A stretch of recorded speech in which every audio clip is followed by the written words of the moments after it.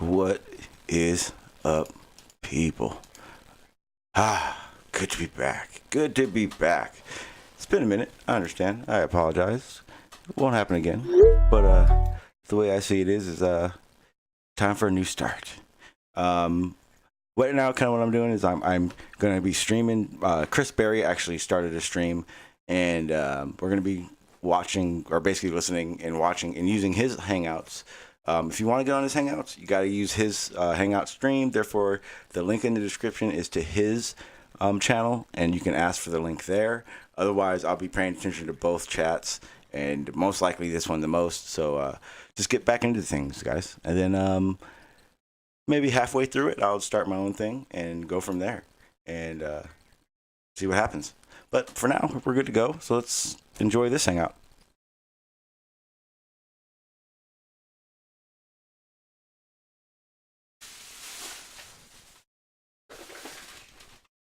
The space tourism thing where, you know, if you're a multimillionaire, you could go and train with the Russians for 6 to 8 months, and then they'll send you up to the ISS. Is this the one that Wolfie was promoting and said, he said, like, they'll take you really high up, all you got to do is pay? I think Wolfie mentioned that. Is this the same one that Wolfie was talking about? Well, several people have done it. I think it was some sort of revenue generating idea that they came up with. They'd got these planes sitting there and they weren't using them. They're capable of going that high. And I think some clever clog said, well, hang on, why don't we charge civilians, you know, put them through a bit of a safety training and all the rest of it. This is what you have to do if we've got to reject, sort of thing. And you're up there, you know, 70,000 feet, because it's one of the few planes that can actually do it.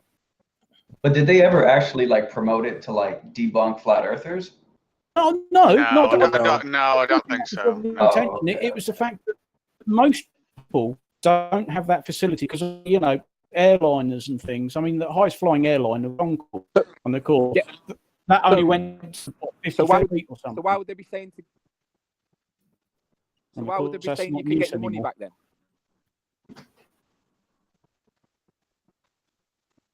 Yeah, this kind of reminds me of the one Wolfie was talking about. But then Wolfie had to release a video sort of retracting it because apparently the company stopped providing the service.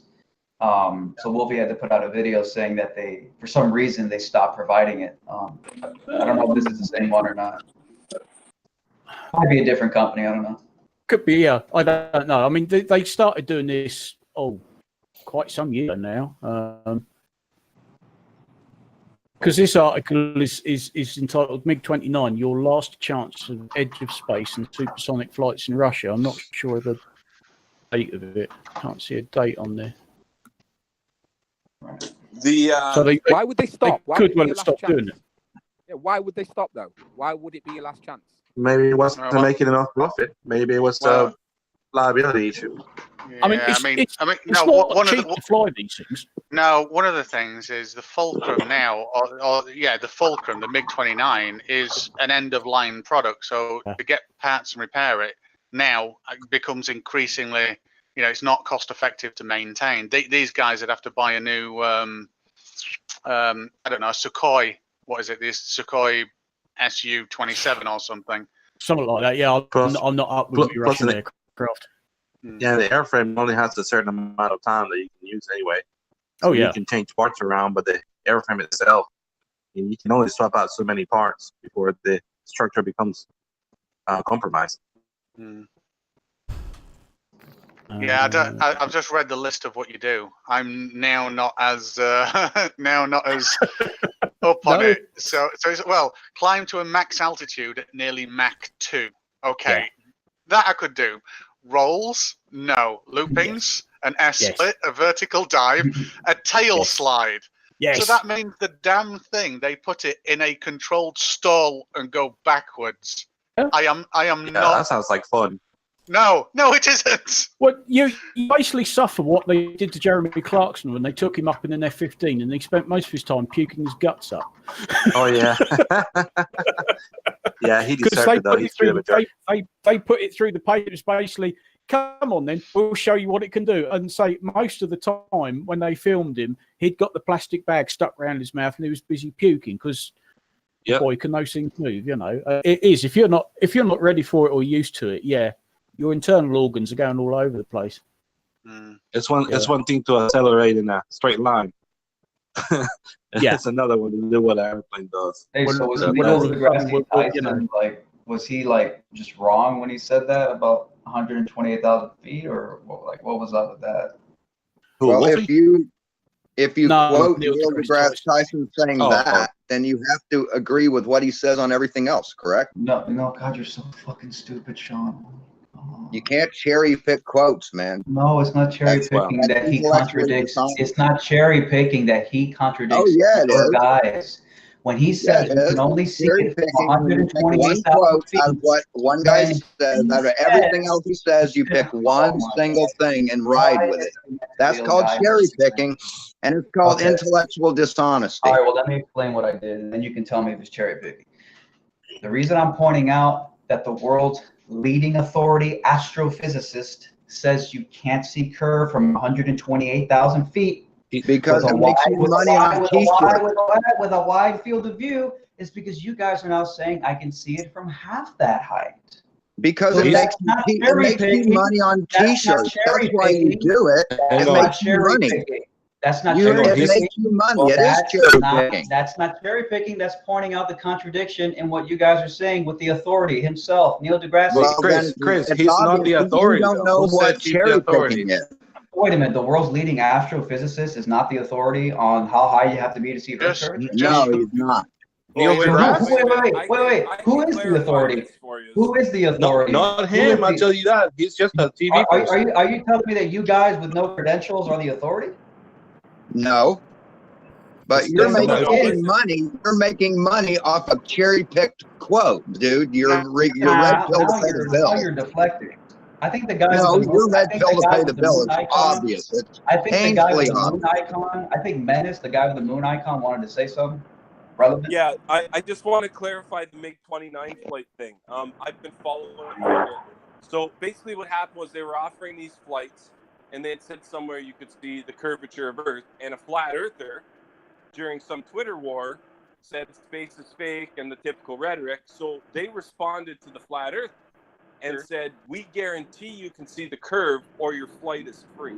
Now, I don't know if you can see the curve from 70,000 feet or not. I've never been up there personally, but that company offering the flights during this Twitter war said that if you can't see the curve, we'll give you your money back. So that's where this whole thing stems from. It was from that company offering to give back the person's $12,500 or whatever the heck it was if they didn't see curvature. And that's the Wolfie one? I'm just clarifying that. And that's the one Wolfie mentioned? Correct. And that's all putting your money where your mouth is. And now, apparently, according to Wolfie, who put up an update video, the company no longer offers those flights. So that's funny as fuck. But anyways, yeah, Okay. this is Shawn's latest thing. He uses the word cherry picking, and he thinks it's like this incredible debunking. It's not cherry picking, because I think by cherry picking, what you mean is taking somebody out of context. Well, but I'm not taking him. No, you don't know what cherry picking is. Cherry picking is isolating one quote that confirms your position and ignoring everything else that person says. That's cherry picking. Sean, what do you, Sean? When did I do that in regards to Neil Tyson saying you can't see curve from 128? Because you deny curvature, you deny gravity, you deny everything else Neil deGrasse Tyson says except for that one thing.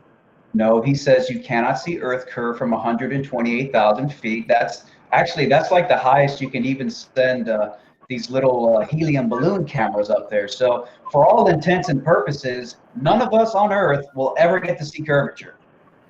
That's not true. So you're not denying That's not true at all. As far as I'm concerned, cherry pick. there is no curve. Then you can cherry pick like an immigrant farmer, man. Dude, you can say that for cherry yourself. pick like an immigrant farmer. You can say that for yourself, but you can't say that for everybody. I guess immigrants.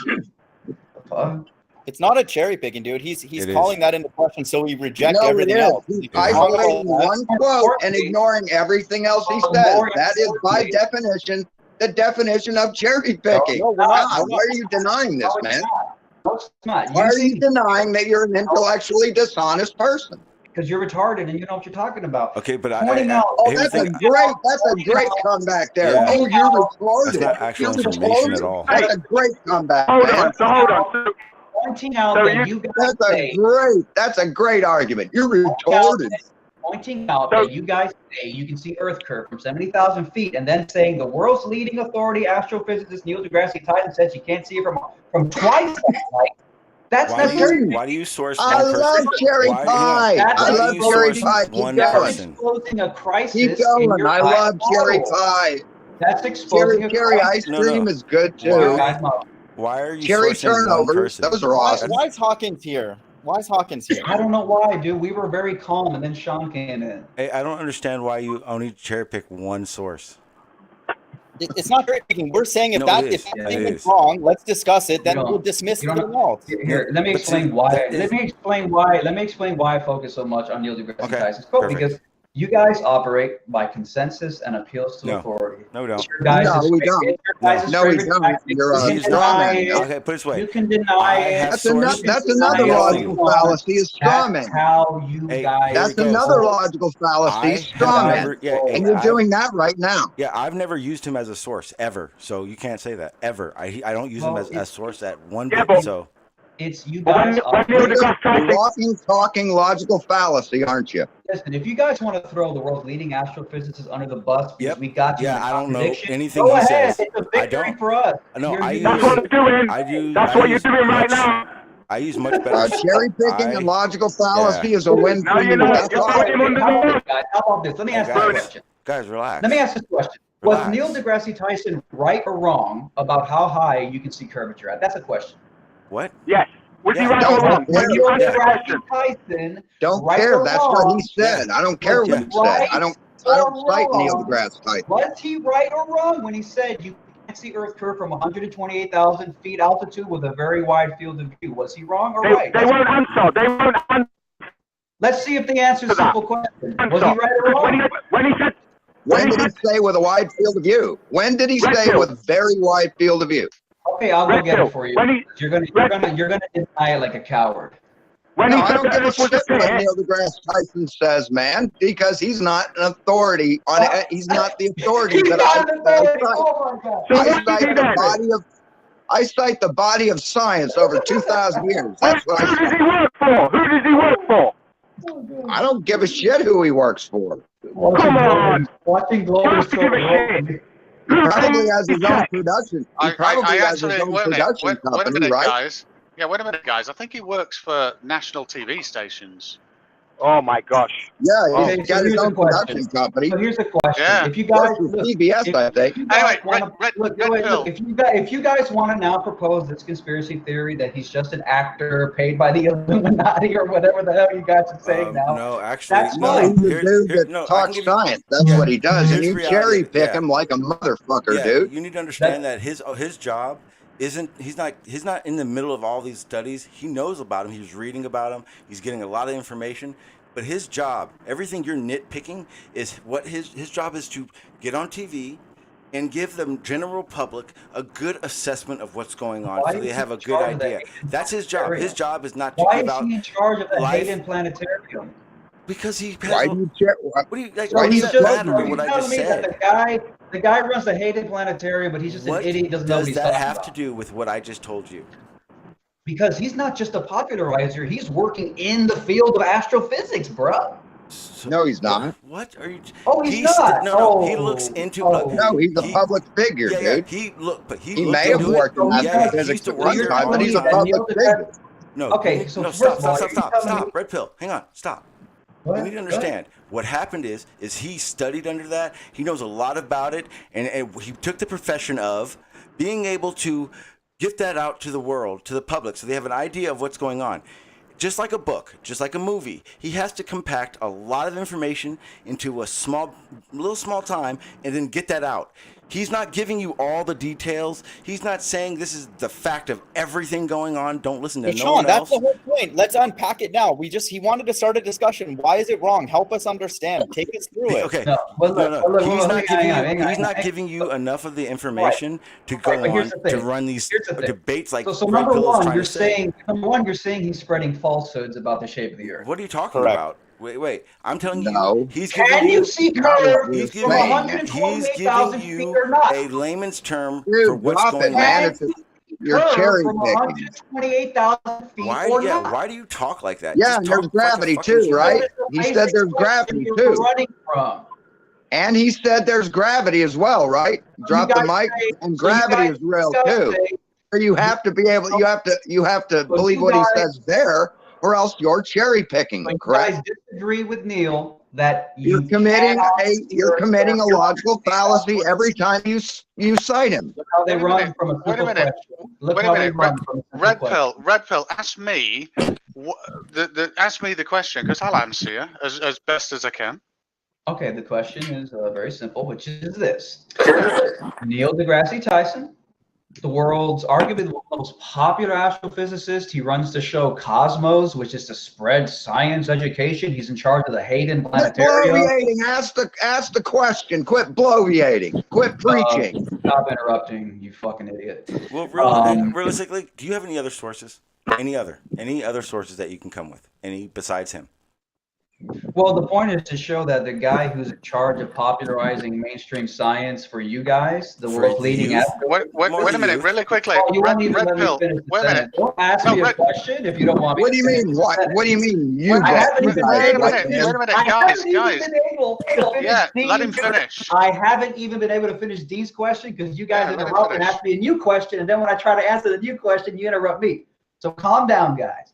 I know that pointing out internal contradictions in your cult of consensus is destructive to the globe, but hang in there, right? So Dean's question, the world's most popular astrophysicist, he's in charge of the show Cosmos, or he's at least the host of it.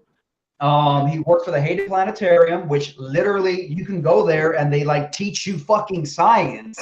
I mean, it's an educational establishment, okay?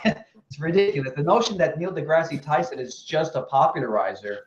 No. Just ask. What's the question? Okay. All right. So the simple question is this: can you or can you not see Earth curve from 128,000 feet with a very wide field of view, which is exactly what Neil deGrasse Tyson was referring to in his speech? Right. So I've got a short answer to that, and then I want you to just give me like 30 seconds. So the answer is yes. Now, the long answer to this is, believe it or not, Neil deGrasse Tyson might be a celebrity where you are, but I can pretty much guarantee you that if you are a little bit more worldly like looking over here in the United Kingdom, I had to look at what his profession was just now. I've heard it many times, but I couldn't have told you that he was an astrophysicist.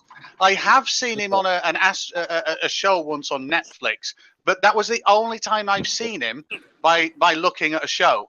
So I know that he's a coloured guy, a little bit of weight, and I can tell you how he talks because I associated that with him. But he's not popular over here in any way, shape, or form. Now, in answer to your question, yes, with a wide angle, and I'm talking about 120-degree field of view, you can do that at that height. Yes. Okay, now, great. A really interesting question is what a better question actually that I've answered is at what height would you have to be to see it with your naked eye? And it's a lot higher because of our field, the detail part of our vision and our field of view. With a wide-angle lens, you're taking a photo, and you can study that photo and detect curvature. When you're looking out a plane window and stuff, I think it depends on the individual, but you have to be higher than that. No, it'll be made obvious on the way up, right? The height, like the progression from surface up, that's where we would be the most evident, correct, Dean? But hang on. This is kind of a distraction. Hang on, this is kind of a distraction. Unfortunately, we have to talk about Neal deGrasse Tyson. I'm just going to share my screen real quick. But seriously, can I ask you one more question? Let me just ask one more time. Let me ask one more time. Do you have any other sources besides Neal deGrasse Tyson? All right, so give me 1 second because I just need to. Okay, I'm sharing my screen for you guys here, real quick. All right, just real quick. Okay, Neal deGrasse Tyson's Twitter profile, astrophysicist. Astrophysicist. Come on, hey, literally one word. Oh my God, astrophysicist. That's what he's okay. So okay, guys. So the world's most popular. You don't no. Just say I do not have another source. Your model. I do not have another source. I've got a question, Shawn. He doesn't have shit. He knows it. Wait a minute. I've got a question, Red Pill. I've got a question, Red Pill. Does being the world's most popular make him an authority or correct? If you guys think he's wrong, yes or no? Yes or no? This is not insinuation. Around on TV representing your model. This is not an insinuation. This is a question to you. Does him being popular or him being the most popular make him an authority or correct? Yes or no? Well, he must be an authority in somebody's eyes if he is put on the show Cosmos to spread science education. So do you have any evidence of that? Hang on, runs the Hayden Planetarium, tours around the world, educating people about science. Listen, if this guy's going around spewing lies about your model, why aren't you guys up in arms to go against anti-science people like Neal Tyson? Because I've only ever seen him once. You've only ever seen him once. Well, I mean, the guy that was like for 30 minutes on this. 13 million followers. 13 million followers. 13 million followers on Twitter. Phil, can I ask you a question, please? It's funny how flat earthers are the only ones that cite him. He kind of plays a big role. Red Pill, can I ask you a question, Red Pill? He kind of plays a big role. Red Pill, can I ask you a question? He hit with the top of his head. But look, the fact that you guys are throwing hey, Red Pill, can I ask you a question? It's a massive victory. Can I ask you a question? Red Pill, can I ask you a question? And I know that it must be tough for you guys to have to throw. Can I ask you a question? Red Pill, can I ask you a question? Can I? Yeah, go Thank ahead. you. I mean, it's already destroyed. You're done. Okay. Thank you. This is all. Okay, thank you. Can I see another source besides Neal deGrasse Tyson? Because all people that are listening, I would think logically have more than one source that they stick to or don't stick to than like you are with just the one. So I need to know where your information is coming from a very, very short, here you go, informational span, or like, like real publications and real documents that actually read out to 200 to 300 pages that you may have to read through most of them. Are you willing to be doing that, or are you looking for magazine clips about what's going on? Well, sure. Well, if you have half a brain, which I've already told you now, I do not use Neal deGrasse Tyson as a source. So everything you're saying about him, I have no clue. I've never even heard because I don't listen to him at all. I would like to answer your question, but okay. So if you have half a brain, which I'm going to assume you're a smart guy, I'm assuming you're a really smart dude, then you would know that the reason I'm bringing this up is to show contradictions in consensus, which is how you guys operate, which you will deny. No, you're deny cherry it. picking. Deny it because Look you up the guys- definition of cherry picking and You know, quote mining. Do that. But yeah, there you go. And that's the reason I point out Neil deGrasse. He is an authority. He is somebody people go to. You know, he's got many tweets about. No. You made it very clear that you go to him. I don't go to him. So let's talk let's talk not Neil deGrasse Tyson, because everything you're saying about him, I have no idea about. I've never even seen his. I've never seen his Twitter. I've never seen his Twitter. Listen. Stop, man. You're just ranting and raving right now. You're just appealing to authority. Hey, bring up the definition of cherry picking and quote mining there, Red Pill. Bring that up. You're flashing stuff on the screen a lot. Bring those definitions up. Let's check this Put out. those on your screen. Let's let us see it. I don't understand what your problem is. Wait a minute. Neil deGrasse Tyson from the Hayden I asked you a simple question. Honorary degree. Can you He's provide me with a source besides he's just him? a celebrity. Why can't he's you just a celebrity? Yes, he Why is. are all these academic credentials? John. That's all he's doing. He's preaching. And the funny part is that it's very obvious. Very obvious. Oh, yeah. Listed here for just a popularizer, a celebrity. The average fucking flat earther has more than one source. Do you have another Yeah. source? No, he doesn't. This is this is you just doing some weird thing. It's not necessary. It's really not. Oh yeah. Yeah. It's really not necessary. Like I said a moment ago, Sean, I was going to assume you had at least half a functioning brain. So again, he's going to bring up the definition of cherry picking and quote mining. Why can't you show somebody? He won't do that because it proves he's intellectually dishonest. Exactly. Means to point out contradictions and a different source besides him. Sean G, tell us, what is the height then that can be observed with the naked eye? Tell us, educate us. Personally, I have no idea, but I can look it up. Leave it at that. We can't validate. Stop. I can look it up. And I can look it up and have 3 or 4 sources, and I can tell you exactly what that height would probably be with 3 or 4 sources. I wouldn't use one source. Are they in agreement? No, I guarantee you, a lot of them will be just here, a little bit there, but none of them will be one Sean, source. You love to fight against the disinformation. You love fighting against disinformation that Flat Earthers put out. But do you fight against the disinformation? Do I? Are you sure about that? Are you sure about that? Do you fight against the disinformation? Wait a minute. Are you serious? Have you ever in your life heard me live stream, Red Pill? Seriously, have you? He's spreading falsehoods. Have you ever heard me live stream? Man, what are you going to do about falsehoods? Have you ever heard me live stream? Sean G, he's asking, where's the intellectual accountability on the baller side? Why isn't there outrage? Hey, how about this? There is no. Mind of God. Mind of God.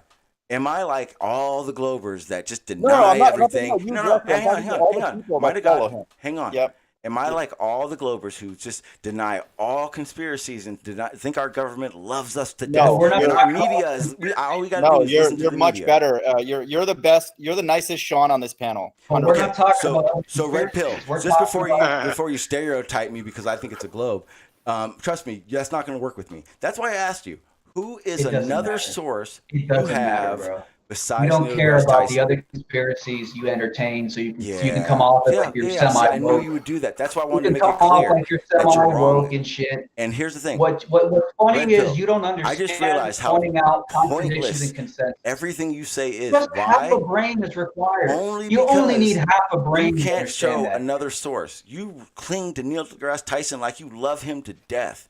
Contradictions and consensus. No one else gets information from him. And are you really that everything stupid? He says is gold? The only bullet in his belt, man. It's the only bullet he has in his gun. Contradictions and consensus. You don't the cherry pick quote mine from Neil deGrasse Tyson. That's all he's got. They don't understand contradictions. That's his only weapon. And he's been exposed as being a cherry-picking, quote mining, intellectually dishonest coward. You guys don't understand contradictions and consensus. That's fine. You're too stupid. You guys want to throw coward, and you're quote mining, intellectually dishonest fuck, dude. And you know it. You know it. You've got nothing. You've got nothing, and you know it. Go ahead. You know you have nothing. Hey, Red Pill, put up the definition of quote mining and intellectual dishonesty. And cherry picking. Put those on the screen. Anyways, now that you guys put those things on the screen, Red Pill. Put those definitions on the screen and expose yourself as being the intellectually dishonest, bitch-made, punk-ass coward you are. Dude, Now let that you guys admit that there are contradictions in your You're a fucking piece of shit, Red Pill, and you know it. science now, if you guys You know want. it. You Let's go know with it. science. Let's go You with science. know it. Sean, you're such a chaos agent. Now, let's go into science. Let's not worry about the contradictions in your guys' consensus, which is funny as hell. You had to go through Neal Tyson on the bus, head of the Hayden Planetarium, where they teach kids about the nature of the Earth and the universe. By the way, wait a minute. You left one category of people out there, and that's people that don't watch him, don't actually know who he is, and he's not on their regular broadcast. Because I just want you to stop thinking that everybody lives in the United States and you are the center of the world. You are not. 13.3 million followers, been on many late night TV shows. He's got a show on Fox called Cosmos, which is great. I don't get Fox. Fox. Resurrection of Carl Sagan. Never sex on the British Empire. So you guys have science shows on mainstream television, but apparently but not with him. Not with him. Apparently, the guy who hosts the mainstream science show doesn't know anything about what he's talking about. You guys throw him under the bus. This is a massive defeat for you guys. So let's just move on because it's embarrassing. Flat Earth one. Hang on. Yeah, here's the thing. Hang on, Sean. Hang on, Sean. Extremely embarrassing for a cherry picking quote mining piece of shit. Here's the thing. Another point. I want to make this clear. Hang on. Let me make this clear. Hey, Red Pill. I'm gonna ask this again, and I'm not in your. The next time, see this logo that says Trutharmy right here. This is probably the only question you're gonna hear from this logo, no matter where you ever see it. Can you give me another source besides Neal deGrasse Tyson, please? Yeah, if your consensus contradicts, that's a devastating point on its own, and I love it. I'm going to ram it home down your face every time you're here asking me, and I'm going to love it to the day I die. Oh my God! Wait a minute.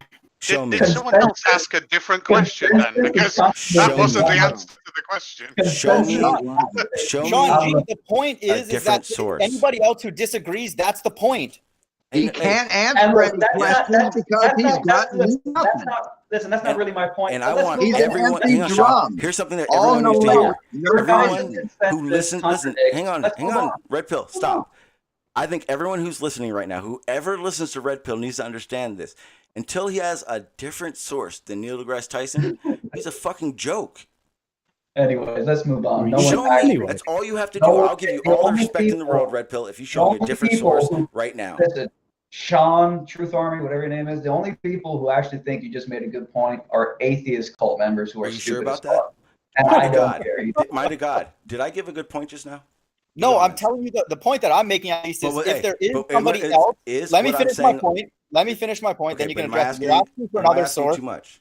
Yes, I'm telling you there's another point. 1 second. There's another point built into what you're asking. You're asking us to go and find a supporting point for one of your religious priests. And then if we did that, we would then reaffirm the point and we would need to discuss whether it's true or not. If we can't find one, and there's 4 different heights that this curve can be seen, that's another point against the ball Earth. Do you understand what I'm saying? Why are there 4 different understandings? Why are there 4 or 5 different heights? Okay. Let me ask you this, Mind of God. You've looked up information. Say for the things that you believe in. Do you kind of like see if your information works with other information from a different source? Sean, the only thing we're saying is you should be lecturing Neal Tyson. No. He doesn't get it. You should be lecturing Neal Tyson what you're trying to tell us. You should be going to him with that. No. It's consensus. No. I'm asking. Tyson. Yeah. He's too fucking stupid. He doesn't understand what a consensus prediction is. Sean G, you have to go to him and say, where are you getting this information? This goes against the consensus, or where is your support for that number? You can be asking him. I can go to more credible sources that give you more of a more of a detailed information or detailed description of what's going on, which Red Pill obviously doesn't have at all. No, but good, man. Go to Neal Tyson and his people and ask, why are you stating this number that's incorrect? Because that's our point. No. It doesn't matter if it's incorrect or not, because the details of whatever observation that's been made isn't being given to you in a detailed way by Neal deGrasse Tyson on his little TV shows and interviews. You need to understand, Red Pill, there are other sources we get our information from, and he is not one of them for a lot of people. So if you're going to come at me with an argument, don't use him, because I can give a shit less what Neal deGrasse Tyson has to say. Let me give you an example, to the Trutharmy. A few months ago, mainstream science consensus came out and said that the new distance for how far the Earth's atmosphere extends out from Earth is now many hundreds of thousands of miles further than they originally That's thought. 50-year-old knowledge, man. That's 50 years old. They didn't just come out with it. It's been known for 50 years. We photographed it in Apollo. Okay, so what's your point on that? Let me finish. Before this new consensus number came out, where it was publicized and everybody knew it. It wasn't a consensus number. We measured it. We measured it, dude. What? We measured it. It's been measured. It's been quantified. It's not consensus, you idiot. You don't understand my point. Let me finish. No, you're fucking preaching, man. You love to hear your own voice. That's all you do. You talk for 20 minutes and don't say anything because you love your own voice. You're like a chicken playing chess. You strut around on the board like you're a big deal. You kick all the pieces off, and then you throw like you won. I've definitely got a question about Neil deGrasse Tyson. 2 seconds. Yeah, let me just finish what I was saying where Shawn rudely interrupted. Before the new consensus number came out. No, wait a minute. The consensus is wrong. Well, don't use consensus then. Don't use consensus. Before the new number came out, Mr. Pseudo Truth Army there would have defended that original number as if it was the truth. And then now that the new number is out, he's going to defend that number as if it's the truth. It's called a consensus. Wait. So how do you know what I'm going to defend if you have no idea what I would defend yet? We haven't had a conversation. No, we haven't had a conversation. We have not had a conversation where you know any sources that I even have enough for you to make that conclusion. I can tell you right now, the conclusion that you've come to that Neil deGrasse Tyson knows everything, I think it's complete crap. Can I ask a question about Neil? Can I ask, please, being someone that doesn't know Neil deGrasse Tyson, I just want to ask Red Pill a question. Did Neil deGrasse Tyson say the following words? You know, what was it, 120,000 feet, you can photograph it with a camera, a wide-angle camera. Did he actually say something like you? What he said. He said that the Red Bull jump, which was at 128,000 feet, you guys are familiar with this, correct? I've seen we do get the Red Bull channel in the UK, yes. Right, Red Bull jump, not channel. No, it was shown on that channel anyway, so yes. Right, yes. so the Red Bull jump, so Neil deGrasse Tyson was talking about the Red Bull jump. He says, he mentions Felix Baumgartner, the Red Bull jump, and how you can see, people were getting all excited because you can see the curvature of Earth from 128,000 feet. And he's like, you see in the photos. I mean, I could just play it for you guys, but I don't know. No. I've seen it. I wasn't looking at the curvature at that time. The point is that he specifically mentions the jump, which was at 128,000 feet altitude, that you could see curvature in the cameras attached outside of the pod. The only ones you can see curvature in, by the way. And which these are just cameras. I mean, presumably they're fisheye lenses. That's what Neil deGrasse Tyson says. It's a wide angle lens that, quote, curves horizontal lines. And so the only reason you can see curve, according to him, at 128,000 feet is because of the lens distortion. And then he goes on to say that you don't see the curvature of the Earth at 128,000 feet altitude. And then he goes on to say that stuff is flat. I think it's pretty clear. Yeah. Now, can I respond to that? Because that is interesting to me. Because I asked myself that question without knowing who Neil deGrasse Tyson was, and I evaluated it myself just based on building a model of it and having a look at field of view and all that kind of stuff. And I honestly came up with the figures for the human eye to see it. Lenses. That's what I can hear you. Okay, thanks. My audio is all messed up. Sorry. I looked at the figures and I came up with, to definitively see it with a human eye, I have to be at 22 kilometers, possibly a bit less. It depends on how well your perception can see 3 degrees of curvature or something like that. But to see it with a camera with 120 degree field of view, you don't have to be high at all. It was about it varies in between like 14,000 to 20,000 feet.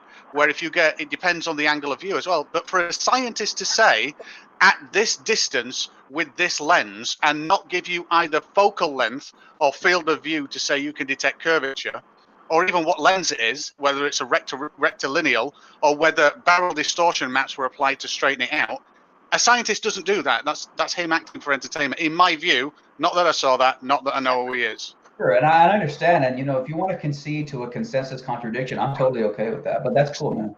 It could be consensus if I didn't know who he was. So. Well, he represents the consensus. I don't think jump it in with a couple of points here? Yeah, he absolutely does. Do you guys to mind you, if I jump maybe. in? No. To many sources, many powers. Not here in Europe. He doesn't. Sorry. Well, he travels all over the world. Okay, you guys mind if I jump in real quick? Don't make up bullshit. Yeah. Yes, we know who Neil deGrasse Tyson is in Europe. We know who Neil deGrasse Tyson is in Europe. Come on, behave yourself. You're right. So right. wait a minute, Mark. Obvious. Mark, what shows is he on? Because I've never seen him other than this one Netflix show. Oh, come on, bro. No, seriously, I want to know. What shows is he on? I don't watch TV though. I can't tell you what show he comes on because I don't watch TV. So where did he get your assertion from? Neil deGrasse is not an international celebrity. I know who Tyson is. Yeah, because you're researching flat Earth and you use him as a fucking staple. He doesn't exist. He's not an astrophysicist. He doesn't have a Hayden planetarium where he teaches kids about space and the Earth. No, he doesn't even exist. We don't even know who that guy is. That's a conspiracy theory you flat earthers made up. That's a brilliant argument. That's what you guys are doing. Okay, I got. So again, where's your source other than Neil deGrasse Tyson? Where's your other source? I'm talking way more interesting. Source saying what? Source saying what? Hey, you want us to find another source? A source to he's say a one-trick pony. He either fails or he succeeds. What Sean's talking about, Red he's not pill seeing. for money. He's a shit for the big dollar if he pleads. Right now This is what it's going for Sean. He's just I'm streaming live stream. What Sean doesn't understand is pointing out a consensus contradiction. Trutharmy didn't get it. Shawn Hawkins didn't get it because you're not cherry picking. You cherry pick. That's not pointing out a contradiction. It's cherry picking because you're basing your argument on that. For anyone who didn't get on the panel to get on a panel. So just let everyone kind of know what's going on right now. But we're gonna give. Put up the definition for cherry picking and quote mining on your screen there, Red Pill. Let's see you present that. But this is over at his channel. So put up the definition and let us see if you've done that. You have no proof that I've done that. So you're streaming. Yeah, you eliminate. You ignore everything else he says and take one quote because it confirms your bias. So just let everyone know. It confirms your bias, so you use one quote, and that's it. You ignore everything else he says, including everything else about gravity, curvature, space, the moon. Everything. John, you're a cherry picking, quote mining, intellectually dishonest coward. Have a malnourished brain, Sean. And that's all you've got to come back with. Wow. Literally holes in your brain. So where's your second source there, Red Pill? Just chill. Where's your second source? Sean, take a breath, man. Yeah, take a breath. Let everyone else talk. Hey, we are high IQ skeptics. We can't be listening to this noise, dude. We're trying to get to the truth. Stop that. That's right. Take a drink. That's a drink in the Red Pill drinking game. Okay, Hawkins, we got it. Every time you say high IQ skeptic, any one of those words, you have to take a drink. Got it. That'd be great. I'd like to see you hammered. Got it. Go on mute. Yo, mind to God. What's up? You've got some engineering experience, right? I sure do. Okay, so do you think that using trigonometry, because I'm sure that's something that you've learned with your engineering background, correct? Do you think that using trigonometry, you could get a rough guesstimate as to the distance of, say, the moon? Like, hypothetically speaking, like we all know I'm a glober, but hypothetically speaking, if the Earth is flat and the moon is a projection on the dome, do you think you could use trigonometry to get a rough estimate as to the distance of the moon, even if it's a projection on the dome? I don't know. I've never had a experience in any of my training estimating the distances to things that are an unknown substance, sort of what it is, and then now going and inferring how far away it is, and in a path that we don't even understand. So that to be fair. Yeah, but I mean, it doesn't matter if it's known or not. Like Hawkins, he's talking to me, man. You don't need to know you don't need to know what something's made of to triangulate its distance, dude. Well, I'm just saying, if like smart people, if you go on mute for a second, I'll explain what I meant by that. So yeah, if you are using technology like RF and different things like that, you certainly do need to know what you're interacting with in order to isolate that you've hit it and interacted with it, its frequency response, to infer its distance. So if you can go on mute, Shawn, permanently, I'll be very thankful for that. Thank you. If you're triangulating something, the distance is something. You don't need to know what it's made of, dude. Sir, we're talking about different techniques. Sir, you don't know what you're talking about. Sir, we're talking about. You don't have to know what something is made of to triangulate its distance, dude. Yeah. Barry, you do not need to know that. And as a person who has an engineering degree, you should know that. Yeah. Does everybody want Hawkins muted? Is that a consensus? Since we go by consensus, are we cool with that? I agree. Okay. So can someone permanently mute this individual? Is Red Pill still here? An unmutable, unsnipeable hangout. Yeah, like still here. So it's pros and cons. Okay, I wanted to address something that Red Pill brought up real quick, and he talked about the atmosphere extending out past the moon, and I just wanted to say that not long ago the Russians started questioning NASA losing the telemetric, oh my God, too many beers, telemetry data from their lunar landings, right? So we all knew about that. Russia started questioning it and requested that, there be an audit done. Well, when they received the information from the Freedom of Information Act, they realized that there was this data. Hey, Mac, hang on. Hey, Mac, can you mute yourself, Mac? Because we had some feedback from you, I think. So the Russians realized that there was this data that showed the atmosphere extended out beyond the moon. Now, that wasn't something that NASA brought up. That was something that the Russians discovered from 20-year-old data that NASA or the U.S. government or whoever did not release for whatever reason. So I think it's important that we understand that that it's not like it was something new. It was something that the Russians found and they released. And as a globe earther, I do have serious concerns about that. Like for me, I wonder why. Why did they not tell us that? Why did they hide that? Is it because it's irrelevant, or are they trying to hide something? However, that's also not proof of the shape of the Earth. Like I do have concerns as a globe earther way up here in Canada that, like, why didn't they let us know? Why have they been telling us something else all these years? But we need to get the information straight. It was the Russians, when they pushed the United States for an audit on this, why this data was lost on, this telemetry data was lost. They discovered that the atmosphere, that NASA had this data, the atmosphere extending out past the moon. So I do think that's important. And as a globe Earth believer, that concerns me.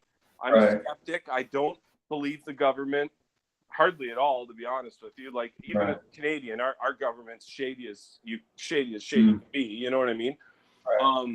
Wait, Rob, let's go into that. It's rare to find a baller who's comfortable saying that.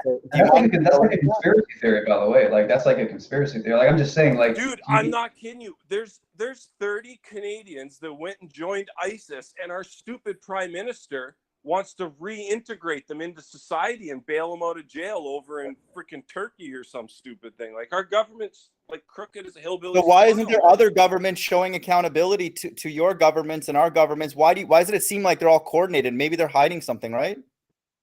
You see what I mean? Yeah, but here's the problem with hiding something. I mean, hiding the shape of the Earth is one thing, but all the rest of the observations, I mean, you hear quite often from the flat Earth side, well, the moon might just be a light in the sky. It might be a projection. Well, since the beginning of time, you know what I mean? Like, no, Rob, you don't have to go. You don't have to go to the shape of the Earth. I'm not even telling you to go there. But I meant hiding something. You agree that there seems to be sort of a hiding on the highest levels of government. You would not say that that's ridiculous or outlandish to believe that, correct? That would be a mentally sane person who takes that stance in these days, correct? Oh, I can agree with you there. I Thank you so think the much. government's I lying appreciate to us constantly Thank about you, sir. everything. I'm just saying some of your colleagues, your comrades, think that we're mentally ill, believing that our government is doing, in the very least, deceptive things. And I think that it's becoming very, very evident that people who take that stance are actually mentally ill. Yeah, that we're like paranoid and we need to be medicated or something. But yet they think that like they think Donald Trump like is Putin's son and like Putin infiltrated the White House. Like crazy conspiracy theories. A red Just pill. wild. A red pill. I could ask a question. Oh, I thought you left after I obliterated your consensus contradiction. But go ahead. No. I didn't go anywhere. Do you have another source besides Neil deGrasse Tyson? So you're admitting that there's a consensus contradiction? Cool. No, I'm just asking you a question that you haven't answered in like 45 minutes. Well, you apparently haven't admitted it was a consensus contradiction. So. No, it's a question that I have for you. That's all it is. No. So all right, that's cool. Consensus contradiction. That's good. No, but it's just a question. It's devastating to the globe, but that's Speaking of fine. that, I'll definitely keep asking you the same question. Do you concede as a consensus contradiction? Thanks. I'm waiting for your answer, dude. You have an answer? Oh, it's been like 15 minutes, dude. Like, I'll wait though. Here's the situation. Here's what you got to. I'm sure everybody watches UFC nowadays, or at least they did until the last year or so when it started to get a little crazy. But I mean, you got Dana White, right? He's the face of the UFC. Now, Dana White was a Golden Gloves boxer. He's like a blue or brown belt in Brazilian Jiu-Jitsu. Like, as far as combat sports goes, he's got quite the education. However, if he says something about what a fighter should do in a ring versus what somebody like, say, Conor McGregor, who's actually in the trenches doing the work, suggests, clearly you're going to side more with the guy that's in the trenches doing the work. And it doesn't mean that Dana White or Neil deGrasse Tyson is wrong, but they've got an education and they're parroting the rhetoric of, their education, but they're not telling you what they've done. They're telling you what they've been taught. So Neil deGrasse Tyson saying something doesn't mean that it's the end all and it's the way things are. It just says that that's like he's the face of astrophysics in the public eye, but he's not the astronaut on the space station. He's not the it's just like Elon Musk isn't the one building the rockets, right? So, yeah, I mean, my thing with pseudo Trutharmy over there is that, first of all, he hasn't conceded it's a consensus contradiction, which is fine. It's been like 20 minutes. I'll keep holding his feet to the fire forever on that. But the other thing, it's just about pointing out a consensus contradiction. Like, I hope you guys understand that. Like, it should be really basic with anyone with like half a brain or something. See, I got to call you out on that, because if air quote pseudo Trutharmy was still a flat earther and came up with some wacky idea, even if you didn't believe it, you wouldn't be calling them names. That's not true. That's not true. I've been very respectful to you. I have not crossed any lines. You were jumping on me while Shawn Hawkins was jumping on me, and to be fair, Shawn was. Excuse me, I was not disrespectful to you. You can rewind this if you like. I wasn't at all. By trying to get me in a cheap gotcha question that misrepresents the intention behind me bringing up Neil deGrasse Tyson. Yeah, I think that's very cheap. And no, it's not. Are you a flat earther? Do you understand what a consensus contradiction is? Are you a flat earther? Do you understand what a consensus Are you a flat earther? In 20 minutes, you haven't I'm answered, asking you a question. Are you? I'm never going to stop asking you this question. Here's the thing. I asked you a question, and you have refused to answer it. Now you've added stuff to it. You have refused to concede it was a consensus contradiction. No. It's my question to you, and whatever you want to call it is what you want to call it. I want to answer Menace's question, though. Menace, what did you say about if a flat earther said something and then something? What was that? Well, I was saying if Shawn G was still a flat earther, even if he came out with something crazy, you wouldn't be calling him names. Well, what does that have to do? Yeah, I bet if I gave call him names because he's on the opposite team. Yeah. If you didn't know who I was, put it this way: if you didn't know who I was and you heard my live stream, how do you know that? Red Pill. Listen, I can tell you right now, Red Stream. If you heard my live stream and you didn't know I was a baller, you would listen to me and you would agree with everything else I have to say. I bet you $1,000 right now. What is the point of all this emotional, like? Oh, because what you need to understand is I'm not coming from this different level. All I did was ask you a question, and for me to understand what I do now, I had to have multiple sources, a lot of sources. It's So a what I'm dishonest asking you question. is if you're a flat You're earther, being what is dishonest. your information? That's why your name is Pseudo Truth Army. Wait. Why would I be what was I being dishonest about? You are either playing dumb or you are dumb because you don't understand what a consensus contradiction is. The point of me talking about Neil deGrasse Tyson and how high you can see curvature from, the reason I point that out is because you guys operate by consensus. So when your consensus consensus is wrong because I don't use well, if you are not like 90% of the Globers, then I don't care about you. Oh, see, that's the problem. Okay, I'm talking about the majority. What you just said is you want to make sure you don't have to talk to anybody that will prove you wrong about shit. Stop crying about things. That's all you're doing is crying. Oh, you're mean. You're not doing this. I'm Listen, not crying at all. 90% of the Globers operate by consensus. I'm not them. Yep, that's right. So I'm asking you a question. So I'm asking you a question that means nothing to your question. My question is what is your other sources? Because I'm not part of that census you keep asking about. Now that we've already established that, what is another source? Asking us to give Might have got don't start. I don't care. Not caring right now at all. He just set himself up for epic failure. I want to know is your sources. What do you mean? I'd love to know you have other sources, so I know damn well that everything you're saying doesn't come from some bullshit up source. Listen, Pseudo Truth Army, you just set yourself up for a devastating failure. So you just admitted that you're not like the 95% of the other people that I am referring to when I make that point about Neil deGrasse Tyson. So if you do not apply, then you asking me the question about something that doesn't apply to you is stupid as fuck. Wait. That's why I want other sources, because that doesn't apply to me. So what are your other sources? He doesn't get it. No, I don't. I just want to know your other sources. So will you actually just concede? I mean, it's been like 40 minutes now. Would you have any flat Earth Are you really going to run for the rest of your life from this? Are you really going to run forever from this? Just concede, Shawn. I'm going to ask this question to the day you die, bro. Every time I see you in a comment section, I'm going to ask you, dude. It's going to look really bad. You're telling me when you're asked questions, you can't answer them. Is that what you're saying? Because I asked that question first. This guy's not going to answer the question, man. It doesn't make any sense what you're doing right now. The silence is deafening. Can't admit defeat. He's too proud. P. Mars, do you have more than one source for any knowledge that you have? Or do you only have one source? Liar. Not you're a liar. That's why you call yourself true. I'm telling you, not one person only have one source. Liars. What is that? That's weird. There's one source, and that's Aristarchus. That is true. Shawn, just make your point. Why are you asking? Go further. Just keep going. Okay, because the thing is that the reason he's obsessed with me getting more than one source is because he doesn't understand what a consensus contradiction is, and it's been 40 minutes. What does that have to do with anything? I've already explained it like 6 times. You have a small brain. You don't understand. Why can't you understand it? Why can't you just admit and concede? Why can't you? It's been 40 minutes. What? Because I don't even know what you want me to concede. You know what it's like, dude, that every time you post a comment, I'm going to ask you if you conceded yet. What are you talking about? The silence is deafening. The silence is deafening. Yeah. The silence is deafening. That's odd. Okay, whatever. I just asked you a simple question. If you don't have any other sources, that's fine. I just wanted to know where you were coming from. You're not even going to comprehend it. That's all I wanted to know.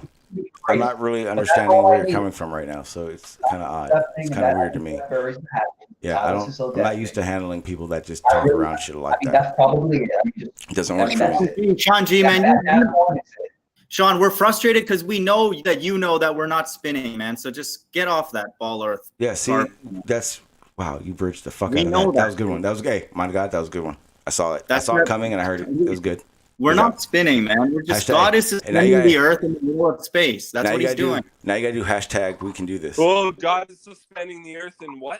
In the middle of like 3-dimensional space, free space, open space. We agree. The earth is suspended in space. Hey, the mind of God. Yes, sir. I got to be honest. I don't get when you say that. To me, that sounds like you believe in space. No, sorry. I meant like not the space that they believe with the no air pressure. He means somewhere. Yeah, just in open, like in an open space. It's resting on. It's not resting on anything physical. Like there's no pillars or a physical structure. Oh, there's no pillars. Like not all the way to some physical structure that's finite down below. No, it's hanging on its own by the will of God. Really? I can read the verse. All right, because I think I know which Bible verse you're reading. You're gonna read, but go ahead.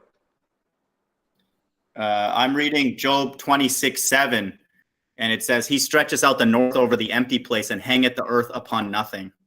Yeah. What does that mean? I think it just literally means that this structure that we're standing on is literally just suspended in the middle of open space.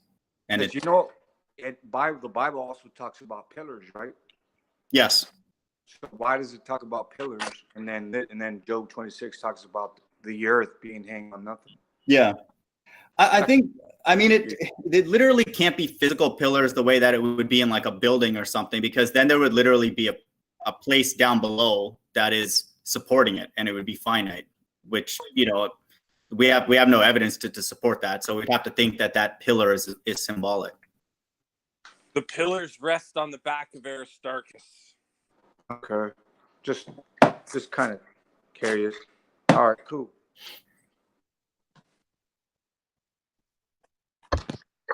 Okay, they do that to offer it. I don't know whether it's true or not, if you have an opinion to offer. Hey, Pete, did you see that video from like 3 years ago where somebody captured a couple of dodo birds running around on the ground with a drone? Yeah, I saw that, man. Do you think it's legit, or do you think it's like some other kind of bird? If it's the same video, I think, of course, well, those dodo bird never existed. But if it's the one where the helicopter or drone or whatever frightened the dodos, there's 3 of them supposed to be, and they made a beeline towards the water. That's nonsense, because the dodos would have run into the bush before escaping into the water. But you might be talking about something different. No, that's the same video. But I thought the dodo birds did exist, and they just went extinct like 50 years ago. They did. Yeah. So the globe Earth exists, right? It's suspended in nothing in a heliocentric model and a larger Big Bang model. I mean, that's a story you've been told, right? So we all thought that was true. When you think again, well, you think again. Pete, are you debating someone on Channel Q? So you're going to debate about false flags? What's the topic? Oh, that's going to be very interesting, PMARS, because it's Schrodinger's cat who was in the Navy. There's no holds barred. He's assured me that he's coming from an honest position, right? So his son, he also introduced his son. I think his name was Winston. I'd be asking all of these things, bud. Is it false flags? Is that what you're going to topic? It's mostly about the Earth, but once I get that out of the way in the first 15 minutes, the way he's no comeback, we can move on to other things, especially him being an army man. Where are all the army men talking about 9/11 conspiracy? Look at all the army men on the ball side here. Why none of you talking about 9/11 conspiracy and some of your friends possibly lost in what's considered as an inside job? All of these things are pertinent, right?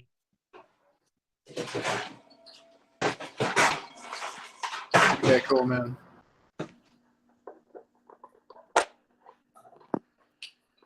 I don't want to take over the conversation, so continue on, please. No, I mean, anybody not questioning the government in modern day, to me, is just a complete abomination. It's ridiculous. Yeah, but mind to God, just because somebody doesn't believe the government is completely honest doesn't mean everything that comes from the government is a lie either. Correct. Yeah, you're allowed to have that stance, but to not call out the many, many things that are obvious is ridiculous. We had another shooting, quote unquote shooting, that recently. I mean, it's just getting ridiculous. Hey guys, this is Chris. I'm gonna have to drop the stream. We've been going almost 70 minutes.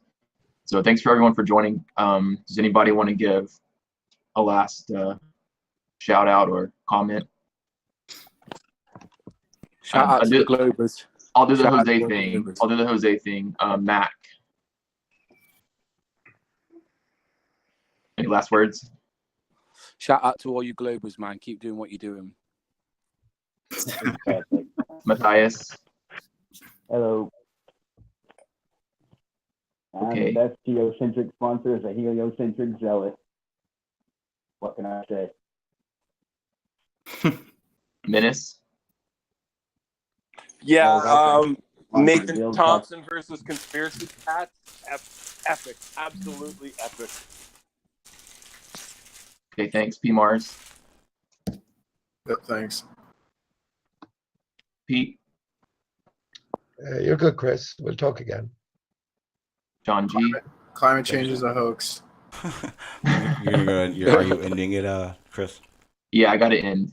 I'll plug your show after this. Or go ahead. I'm still streaming the Hangout. I'll keep the Hangout if you guys want me to. Otherwise, I'll start a new one. Or actually, I'm going to start a new one because I actually prefer the other Hangout. But I'll put the I'll have to have you so I don't get porn bombed or whatever. Yeah. I'll so when you end this, I'll just put the link in this little chat right here real quick before I take off. Before the guy with the tinfoil hat. I don't know can't see your name. The My something. Yeah, dude, I don't know you, but I think you're becoming more popular ever since you went live on the Non Sequitur show. You had mentioned you went on the down low for a while, or something like that, right? I think I heard you say you went low. I mean, on the down low, like. Hang on, man, you're getting confused between Chris and Red's rhetoric. I did that too myself. Shut up, Pete. Yeah, Chris Berry, Hey. don't go on the down low, brother, because like don't be afraid to speak your mind, bro. So Reds was on Non-Sex Saturday night, and I was listening in, and I was typing in chat, and they asked me to come on. I just couldn't. I was text only. Don't be at that afraid point. of Red's It's rhetoric okay, or man. anything like Oh, that. not Don't afraid be of afraid me, of no. trigonometry or. All right, mind of God. Last word. So yeah, dude, thanks for hosting, dude. We need alternative channels where every other word won't be censored, so that's fantastic. It's flat. We're definitely not spinning, and the Earth is just the structure we stand on is suspended in air. It's incredible. So have a good one, man. Take care. Yeah. So Okay, thanks. I'm sorry, Chris. Let me just say the last one. I just put the Hangout that I just started in the side chat right here. So anyone that's on this panel that wants to continue on my stream can jump on that. Thank you. All right. Thank you. Yes. Thanks for joining. If you Thanks. want to keep it going, jump on Shawn G's channel and hang out. Yeah. Thank you, Chris, for streaming too, man. Yeah, I had some audio issues, but man, OBS is wonky. Oh yeah. Like I said, if you have any questions, just ask me. We'll go over it. Cool. All right. See y'all later. Thanks, Chris.